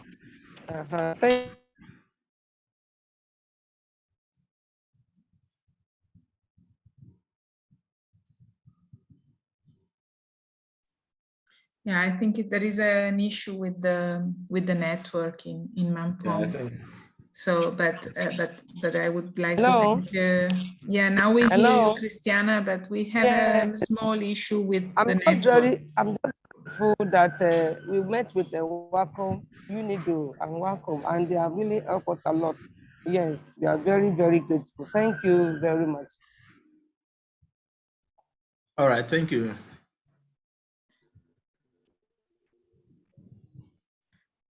So thank you. there's a case. Maybe Kwame, I see there is another former beneficiary that is online. I don't know. Yes, Rita from Handy Farms is also online. Yeah. Hi, Rita. Yes, hello, Kwame. Yes, so please, the ball is in your court. Okay, so just a brief one then. So my name's Rita. I'm co-founder of Handy Farms with Sandra, and we applied for the subcontract matching scheme in 2020 within the mango value chain. So for us, it was about looking at how we could work with the cluster of farmers within our mango area, because we grow mangoes and process as well. So we looked at it as a point of what is the most important thing to us as farmers and consumers and what we eat. It's about knowing where your products are coming from and knowing the traceability of it. So we went with our association and we realized the challenge that most farmers face is actually about training and getting to meet world standards and getting certification for food safety, quality, and traceability. Those are important factors for any product that you're producing. So for traceability under Global GAP and good agricultural practices, you have to start from the seedling. But unfortunately, most farmers, for us, we found farms were established before anybody sort of went back and thought of traceability as being a major component in crop production. So we realized farmers needed to work together and actually get better standards. So we were able to do that through Global GAP training, to be able to train the farmers on Global GAP. So with our application to UNIDO, I think with Wacomp, as Kwame has explained before, it was about making sure we had our documentation in order. So in terms of company registrations, the financials, any certifications that you might have already, I think it's important to make sure all of those are in place before you go ahead with your application. And the management team as well that you're working with, the CVs that you're going to put on your application is also very important, because you have to be sure. For us, we had a diverse range of skills to make sure we'll be able to achieve what we had set out on our project, which was to work with farmers to reduce post-harvest loss, training the mango clusters in good agricultural practices, and allowing for an end product that would work within the mango value chain. So this was part of our plan for that. So the farmers within the mango cluster being trained on Global GAP, good agricultural practices. So they've been able to gain skills in good record keeping, understanding what is required of them within their farming practices. So they've managed to benefit from first aid training on intercropping within their mangoes, IPM, integrated pest management, pesticide handling, food and worker safety, and also training them to understand that meeting world standards can be done, but also done within our standards in Ghana. So there's the National Interpretation Guidelines for Ghana.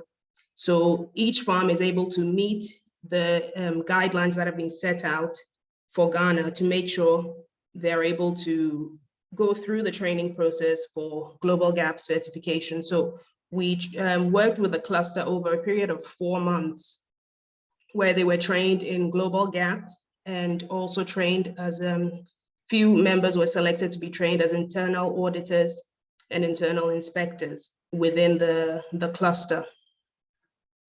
So record keeping is a major part of any farm in order to have traceability. So that is one of the key components that farmers were made to understand, is within the cluster, we would have to make sure record keeping and documentation was always kept up to date.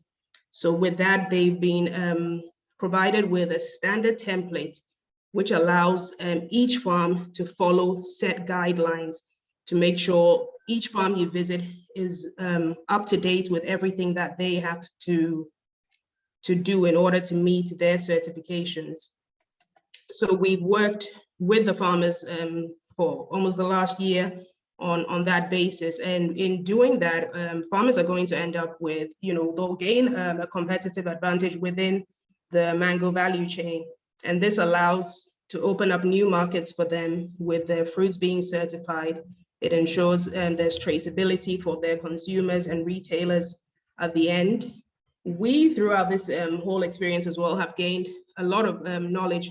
We managed to gain a lot from experts, which were able to use going forward for any other projects that we work on.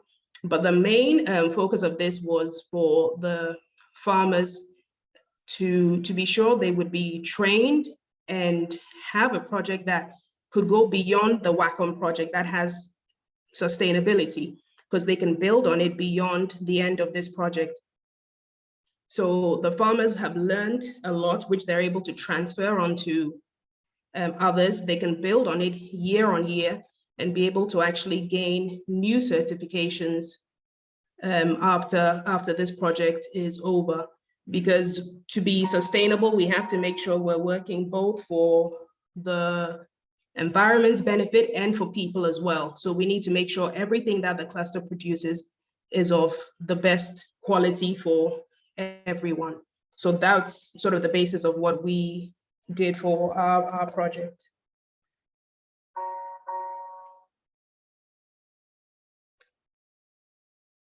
Thank you.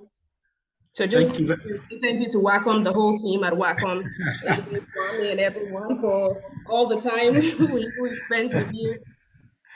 Thank you very much, Rita. And then we have also from the cosmetics, Habib Haruna. How many times have you applied? So please go ahead and then tell us about your story. Hello. Good afternoon. Good afternoon to everyone. Hello. Good afternoon. Yes, good afternoon, Habib. I'm Habib Haruna from Pure Trust in the cluster with the alliance with Paxson Share Butter Association, which is based in Tamale, specifically at Sanogo Municipal. The Pure Trust is a development organization, it's an NGO that works with women groups, including the Paxson, trying to address their needs in order to become competitive in the business-wise.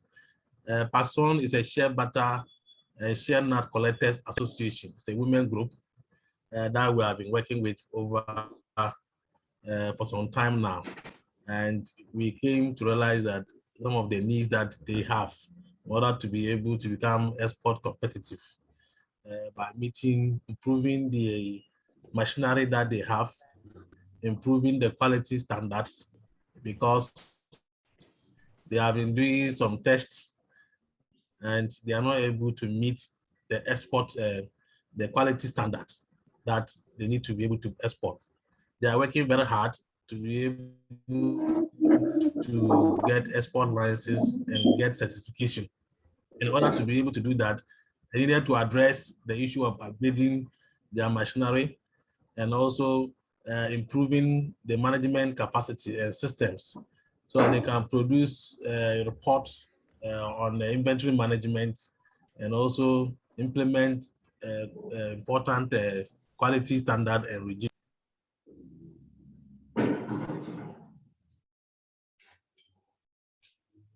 Hello. This call came. Hello, can you hear me? Yes, please, we can hear you.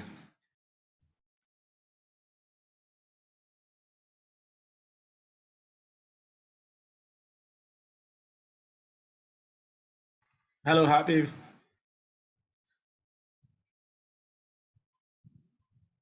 Okay, I think he's probably having network challenges.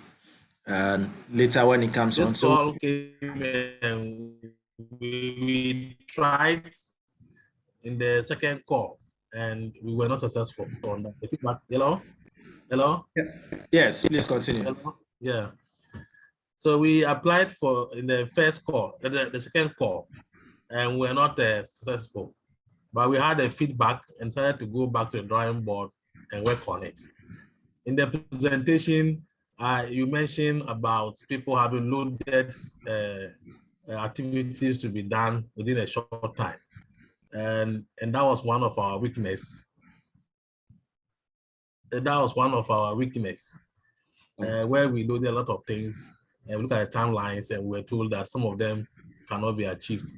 And we also put the technical aspect in terms of quality standard improvement we gave a very short time to be able to achieve that. And some of them could not be achieved within even 1 year. Certification, for example, will take you up to a year. And we were looking at 3 months to achieve that. So we took the comments in good faith and went back to the drawing board and tried to reposition things in order to get it. And this time around, in the 4th call, we were successful. So we are working on improving the shea butter production in order to meet the export standards, and also improving the production of black soap, African black soap. In this program, we are upgrading the machinery, the kneading,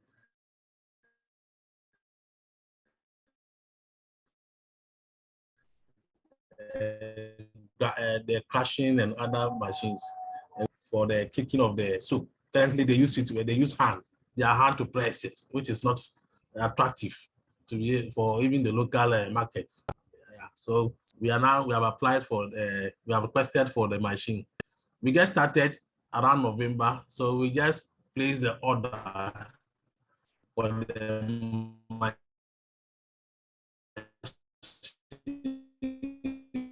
And they're currently under fabrication. We have put in a computer, the software and the system that they'll be using in order to produce inventory reports, so that they can produce financial statements, they can produce their output reports as a business. So currently, that is where we are. We'll be working on quality improvement for the group members. And Person has been a leader, and also we have been able to network them with other groups in Bole area. There's a group called Bole Share Cooperative Association. So they are into share collectors and share butter processors. So they are also part of the Person group. Another group is in Janshago in Tamale here, in the Tamale Metro, and there are other groups too in the, what they call it, Eastman Prosi, who are also benefiting from that. So we believe that as Person becomes stronger and is able to access international markets, all these other groups will also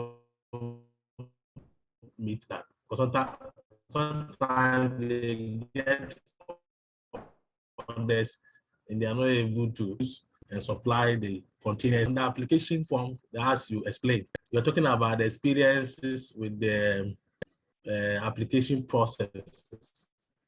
I think the whole thing, as sometimes we, the NGOs who are working with these groups, our influences, we don't understand the system initially. We think that is one of the usual projects, and that is where the budgeting becomes an issue. But after our attention was drawn, we saw that there's a need to focus on what will transform the business by having a business mind rather than ourselves. And whatever we will spend on that, that should be our contribution. And that is what we did. And also the experience you also get is a team. The team that work, even the beneficiary group, sometimes some of the things you work with them, then they will also be giving short-term, very short timeline. We can achieve this, we can do this. This thing can be done. So sometimes all these things influence the work planning, and that goes against you. So you have to know your capacity and also read around and learn from other people to see how these things are feasible, things will work, and the application must show clearly that you are investing in capacity, in building export competitiveness, organizations that are participating in it. Concerning the due diligence, I think it helps you as an organization to even ask questions about yourself and your systems. So I think that it is a very important tool, though it takes a lot of time to be able to complete it. It's a whole work to be able to complete it. Maybe Wacomp will look at it and then reduce some of the demands in it. Yeah. Thank you very much. Thank you very much, Habib. Yeah. So, and starting from where he landed off, it takes some time, and that is why the application, when we open it, we give up to 6 weeks to work on your proposals. One limitation, one thing we have seen, and it shows in the proposals that come up, our Ghanaians sometimes our perchance for last minute. People will just put it aside and say, oh, I'll work on it, I'll work on it, I'll work on it. And then when it's about a week or two towards the deadline, I haven't worked on my proposal, and then start rushing to work on, submit the proposal. And then it comes and there are many things that are not coherent, many things lacking in it. So please, you have up to 6 weeks. Immediately we say it's open, you access the documents, and then you start working on it. And the due diligence, before I even go to the due diligence, this is a typical example of a business support organization that is working with other actors to support them and in their activities and what they want to do. They have some expertise, and they have identified some semi-processors who may not be able to put together the application themselves, but because this group, Pure Trust, they have been in the business for a while, supporting others. They have the track record, they have the experience. And so they've come forward as a business support organization that we want to work with this cooperative and this cluster as a business support organization.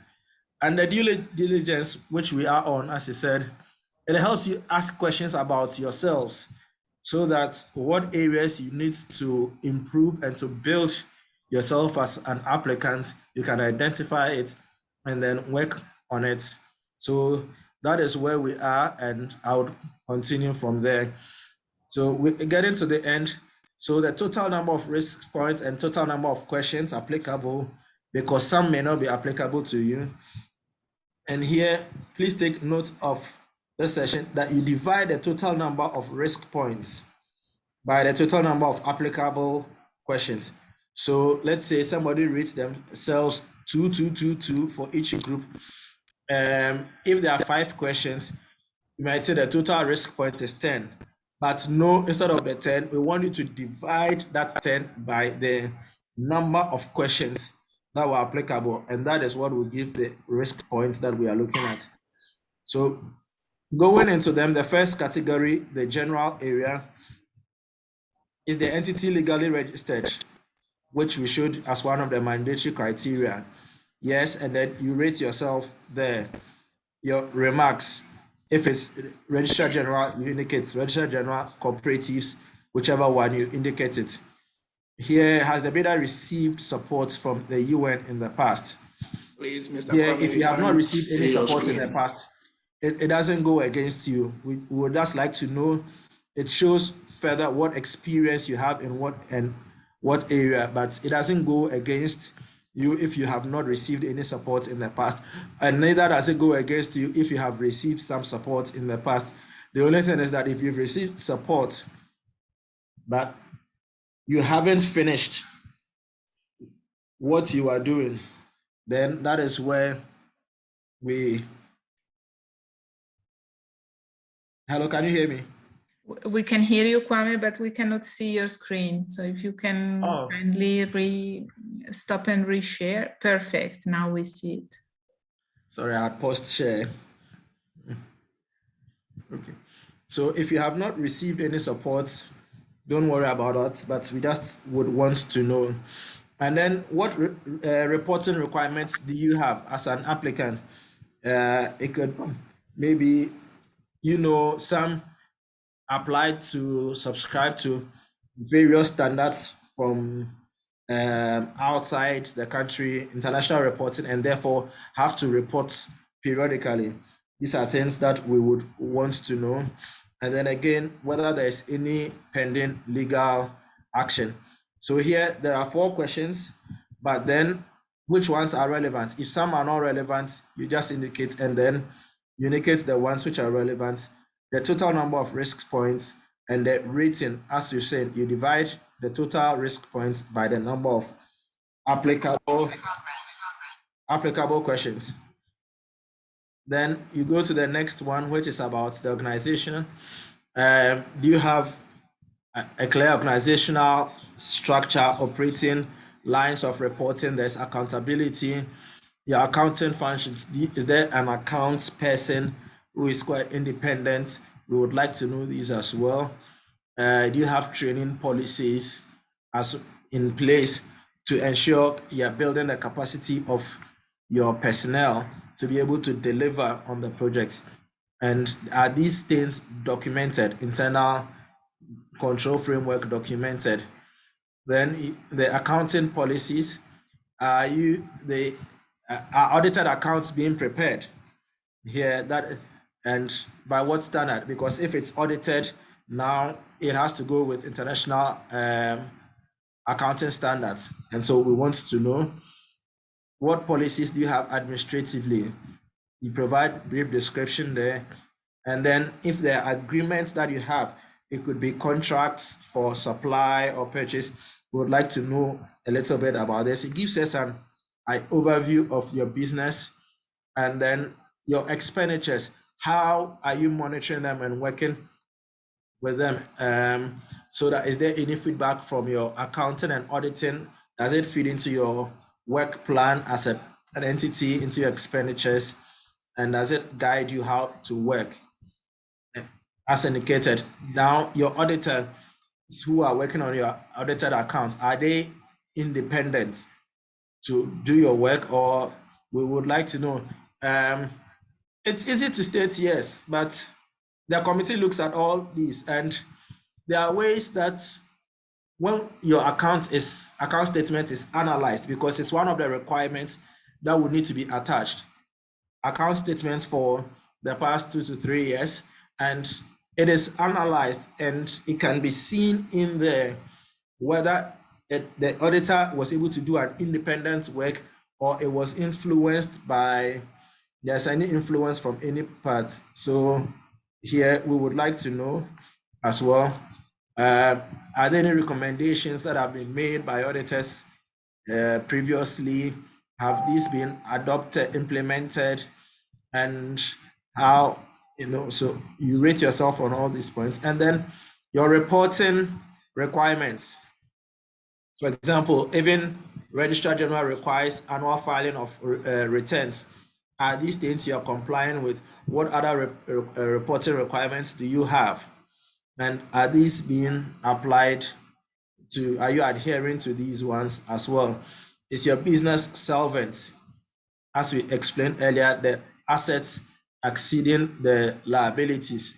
Again, this will be cross-checked from the financial statements. And then information technology.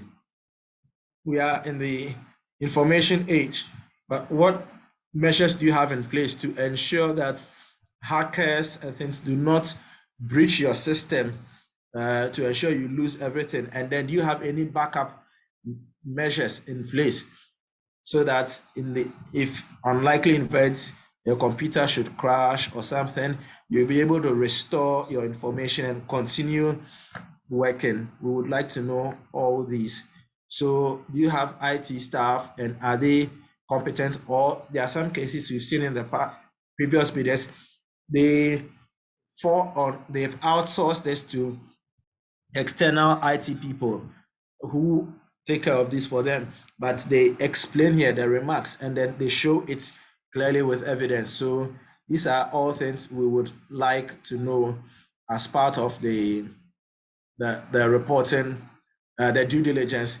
And so when this is done, we will go through everything, and then we would also compare the evaluation you've given to yourself, and then see whether it matches with what you really deserve, or it is just trying to rate yourself high.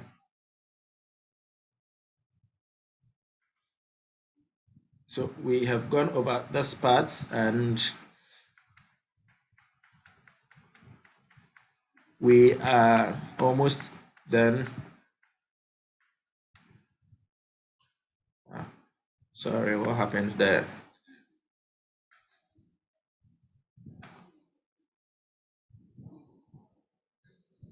Ouch.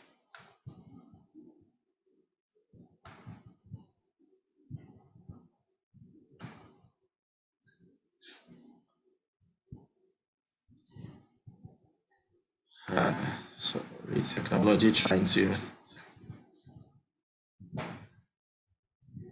do its own thing.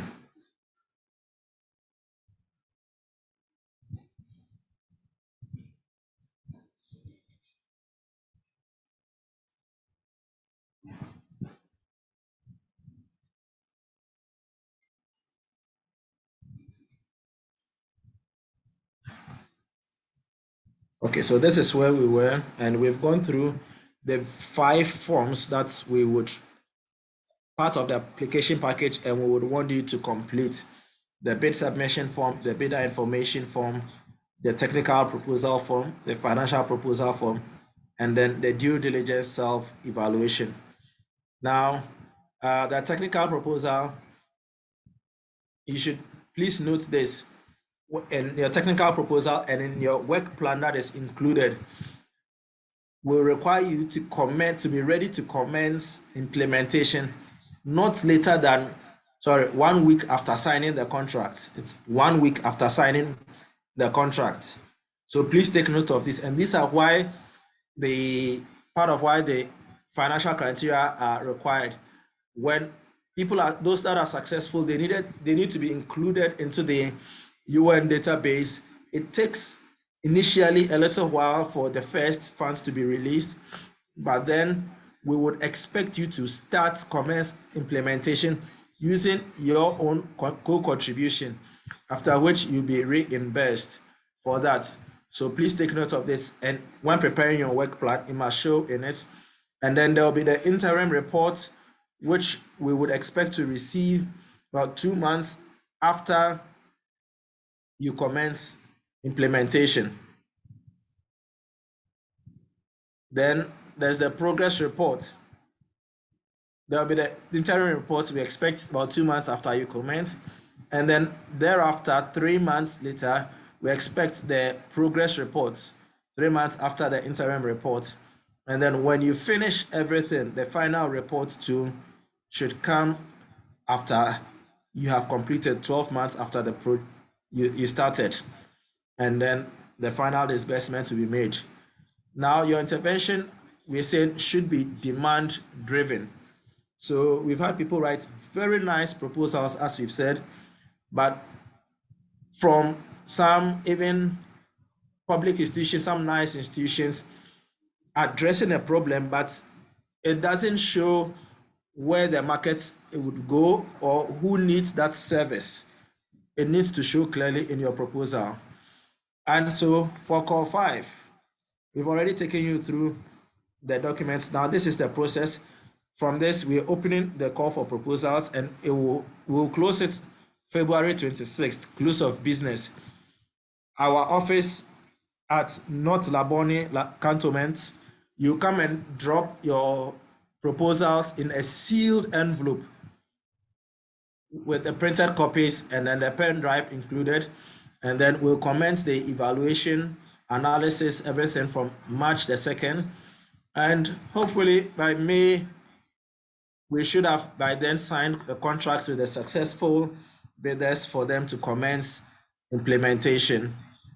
So right from now, if you have any clarification apart from today would, after this, open for question and answers. But from today, please, you can seek clarification in writing by email to address to the Chief Technical Advisor, c.saki@unido.org, and then you copy myself, k.ajekum@unido.org.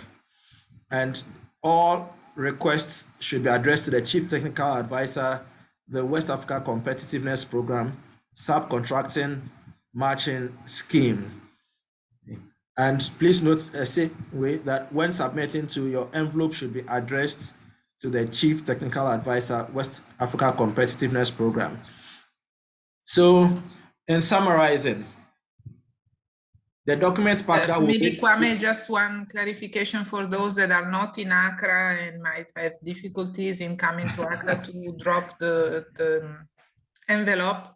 We've had some cases in the past where we have received this through the post, but please inform us when you send the envelope, because sometimes it doesn't reach us in time for the evaluation. So just make sure if you submit, not to submit at the very last day. This is the first thing that Kwame already highlighted. And second thing, if you submit by post, because you are in WA or in Volga, please send us via email the copy and the proof that you have sent this by mail, by post. Thank you. Thank you very much, Ebe. And that's true, very important, because without sending us that notification, if it comes after the submission date, it would be rejected. But there's some who have sent us the receipts, maybe from FedEx or from EMS or whoever, showing that we have sent by post. Then that one, whenever it comes, the documents come in. Once you've notified us ahead of the closing date, then we still accept it, and then we add it to the evaluation. So the document pack that will be made available to you, you can access it late from tomorrow onwards on our website, wacompghana.org, and it will include a request for proposal notice. This is what would contain the RFP number. It would include the terms of reference, the qualification requirements and evaluation criteria, the bid submission form, the bidder information form, technical proposal form, financial proposal form, and then the due diligence self-evaluation form. So when submitting, we've already emphasized this, printed hard copy and soft copy on pen drive for all the documents, PDF version plus Word documents of Word, Microsoft Word version of the documents, but Excel for the financial proposal, in addition to the commercial proposal form. When you have all this accompanied with your certificate of registration, the CVs and audited accounts, then the application is set to be analyzed. You leave out anything, it could go against you.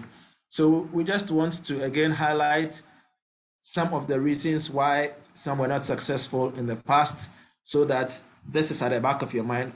You don't make the same, you don't fall foul of this. Not meeting the mandatory criteria, the proposal focused mostly on the bidder and not the entire cluster, not showing clear linkages and benefits to the cluster, or the proposal being outside the scope of Wacomp, and the proposal also not being well structured to show the clearly outcomes, outputs, and the benefits, or the CVs or the personnel not having the requisite experience. So with that, we say thank you very much, everyone, for the time. And now we're open for question and answers where you may need any clarification. Thank you very much. Yeah, Kwame, maybe I will just show 1 second where to find the application package. So this is our website, wacompghana.org. You will find it both here on the landing page. Now it's 4th call for application. Since from tomorrow, it will be 5th call of application pack. So you click here and you can download. And you can also, you will also find it here under news and events. Sorry, under publications, I'm sorry. Here, there will be a call. Okay, so you will get it here, same thing. So, charging.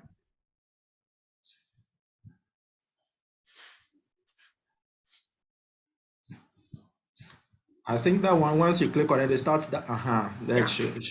And you have the download, and you will also have the recording of the webinar. It will be uploaded by probably end of the year, end of the day. or tomorrow it will be accessible, it should be accessible.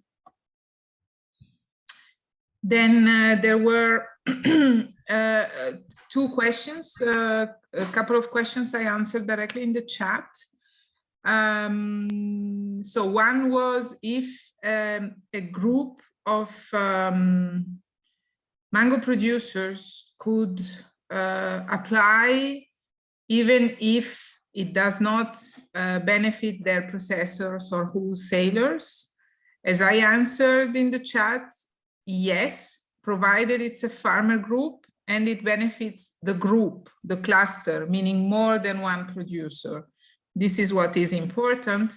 The more integrated you are and the more innovative you are, of course, the best evaluation you would get in the evaluation committee. So try to be inventive and not just apply for five mango producers to have a training on global gap. This will not fly.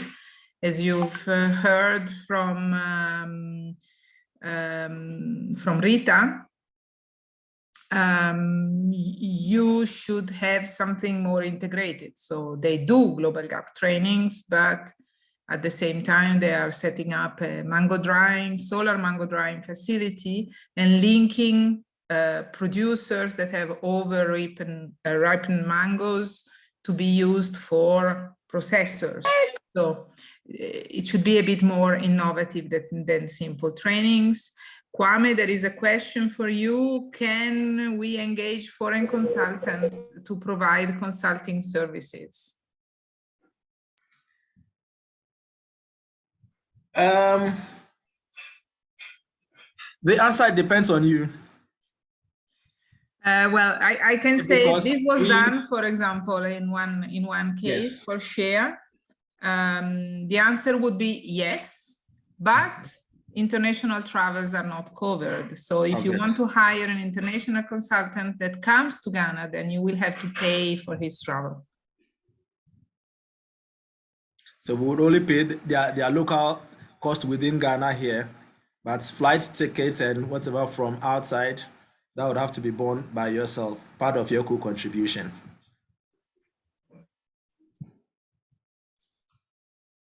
So if you have any other question, you could just raise your hand and then we'll call you.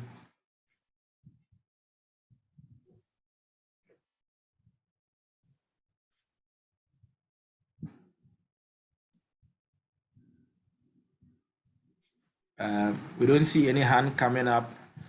Is it that we lost you along the line or the information was very clear? I hope the second one.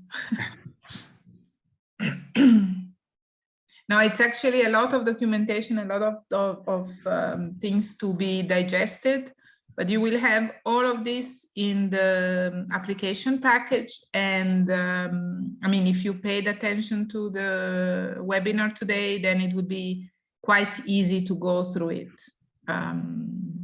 So this is the occasion you have if you're interested in applying to ask orally or type in the chat your questions.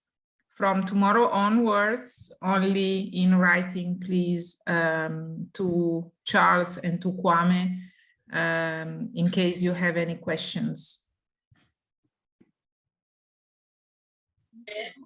Yeah. So if you don't have any questions, other reactions, please give us a cross there, that we know you don't have any questions. If you have a question, then yes, hello. Yeah, can you see me? Yes. Yes, good afternoon. My name is Abdallah Abidin from Maya Investments Company Limited. I just want to say that this a great presentation from Kwame. It's a very great program, and the question I wanted to ask, even though it is indicated clearly that applications that do not fall within the 3 value chains that have been indicated may not be accepted. But then I want to find out if a company is well established, working within other value chains, but probably want to start a project in one of these value chains that you have indicated, is such a company eligible to apply?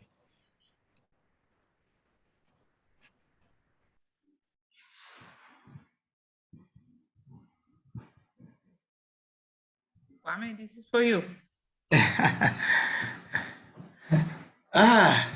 Or you want me to try to answer? Okay, you go ahead first then.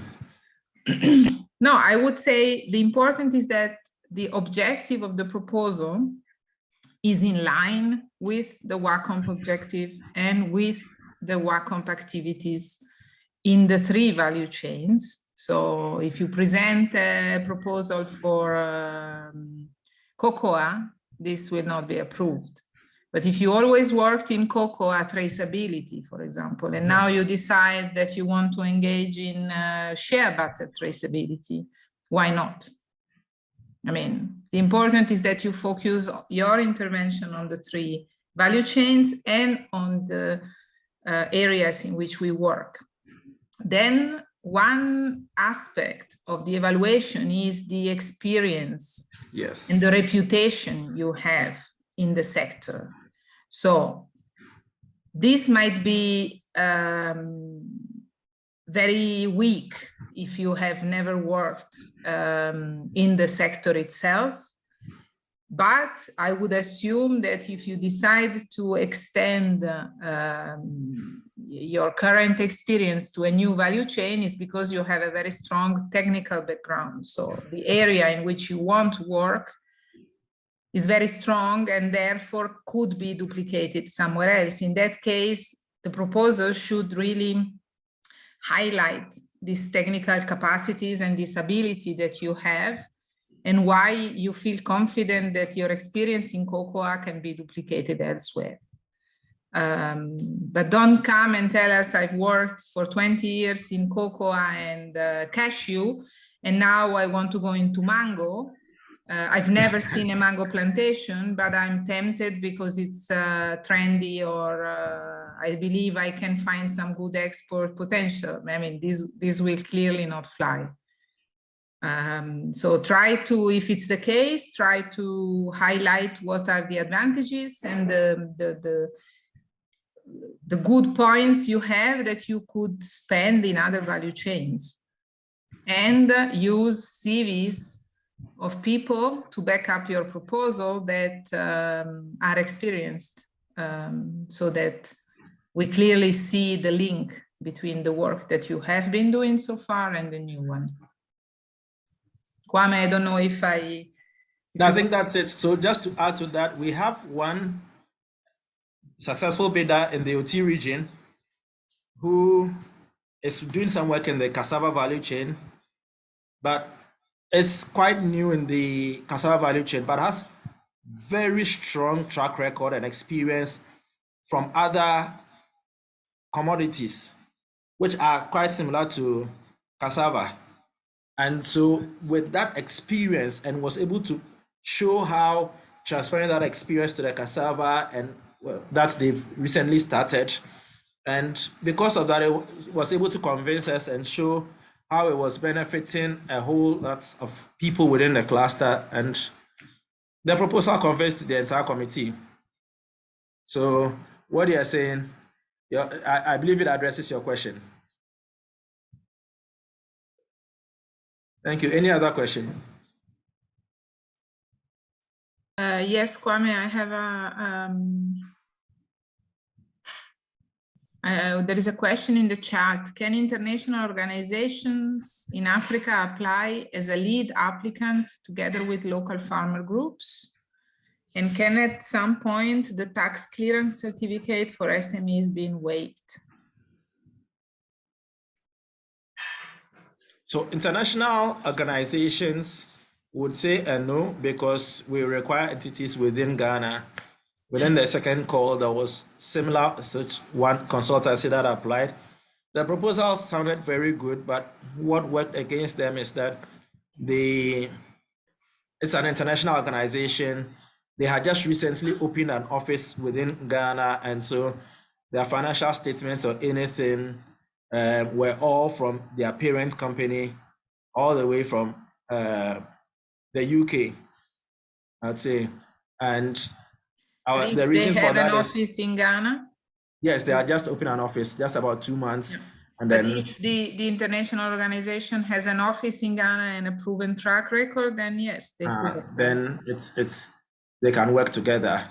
So that is how we would prefer it. And then the part on the tax clearance, please could you take that again?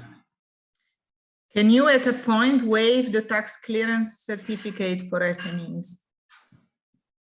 I guess this refers to the fact that if you are an international organization or a public entity, you don't have this document. Oh, okay.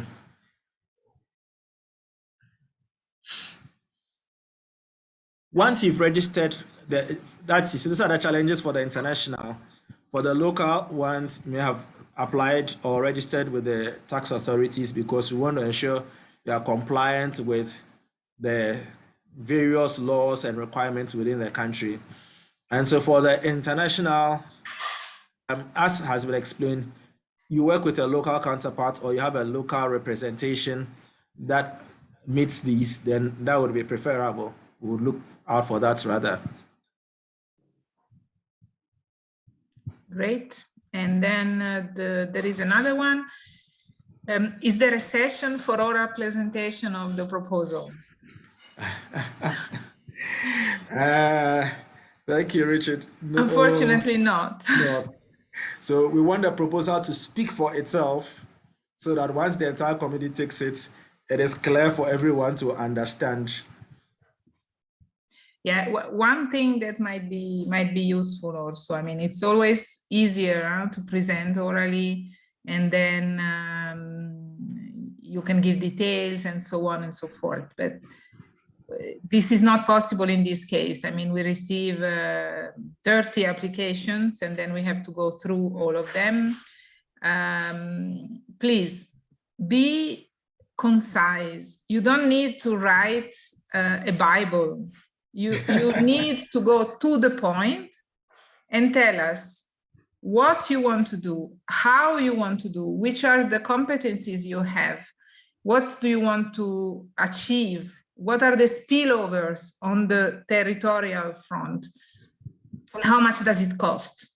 So, and what and how you are planning to do. But don't start writing a dissertation on the importance of supporting local farmers for inclusive development, because then we get lost in reading the proposal. So the proposal should be your pitch, your 5 minutes that you present, and you want this money. So take the time to write it, clean it, so that when I read it from Vienna, I understand what you want to do. Because sometimes we get a bit lost between the lines, and then it's very difficult. We read 20 pages, and at the end we discuss with Kwame and we say, and what do they want to do? It's not clear.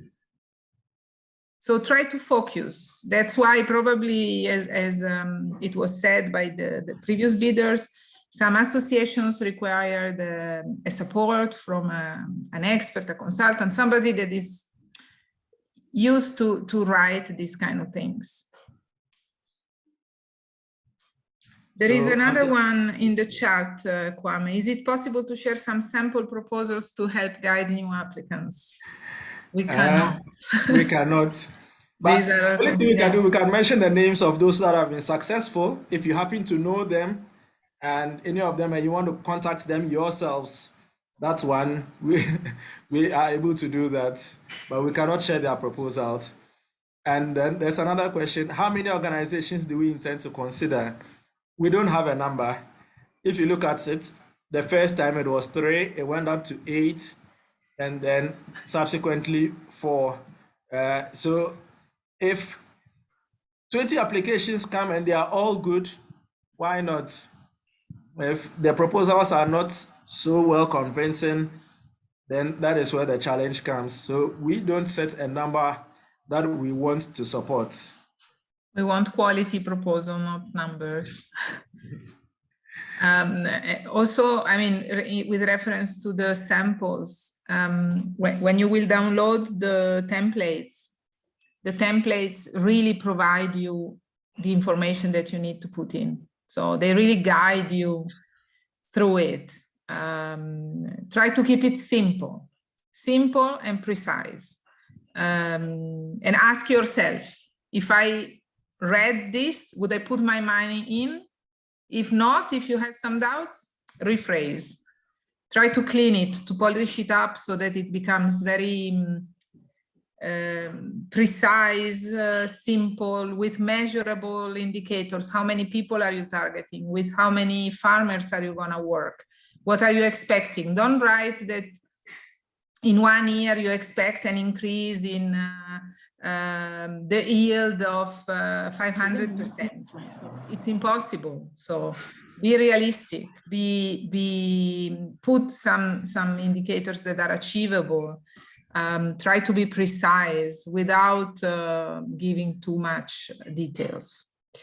Can a recipient of the 4th call also apply for the 5th call? That's a little tricky. See, the limit of the 40,000 euros. Now, okay, let me start this way. Any applicant beneficiary is eligible to apply again, but there is condition. The maximum limit of 40,000 euros is allowable for any entity within a calendar year. And so what it means is that if, say, I applied for the 4th call, so which means I am still implementing my project, and the support I received the first time was 25,000 euros in CD equivalent. It means that if I want to apply again, I can only apply for up to 15,000 euros, because within a calendar year, it must be up to 40,000 euros.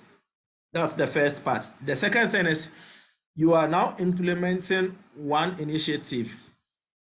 We would advise you to proceed with it and then see how you are able to manage it very well to achieve the expected outputs, the expected outcomes and success before trying to apply again for another one.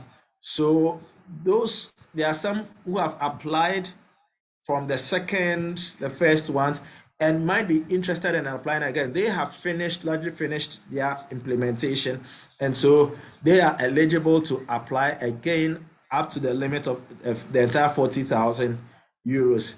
So strictly, we don't prevent you from applying again, but if you want to apply again, you want to look at what support you received, and then at what stage have you reached within your current projects that you are implementing.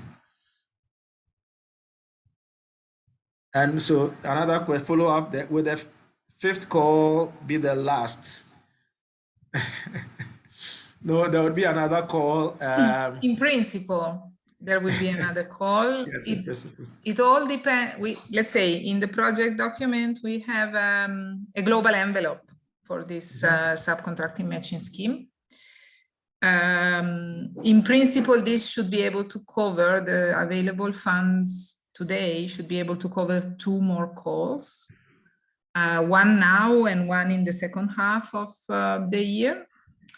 But it depends. If we get 10 good proposals in the next call, then the funds might be over. So I would give it a try already this call for the new ones, and for the old ones, hope that there will be another call.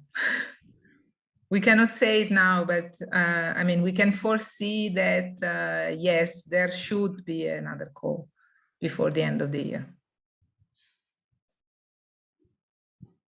Will other value chains be included in the future? We don't know yet. Wacomp Ghana is operational until, well, as of now, until February next year. We have just, we are in the process of requesting an extension, so we might stay on for an extra year with the 3 targeted value chains we are working in now. But of course, we are trying to develop new project proposals, but as of now, we don't know in which sectors and if these kind of modalities like the subcontracting matching scheme would be integrated in the new project formulations. This is too early to be confirmed. So if there are no other questions, I think we are far beyond the time. So I would like to thank you all on behalf of the Wacomp Ghana team. I thank especially Kwame for having handled the meeting perfectly. And on behalf of the Chief Technical Advisor, Charles Saki, I wish you all a good afternoon now and a good results in your applications. We look forward to receiving many of those, and it will be posted, as we said at the beginning, on our website.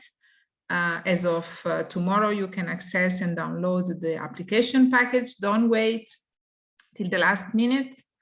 Be precise, be innovative, and try to show us how you can support our project in the country. Thanks a lot, and good luck for the applications.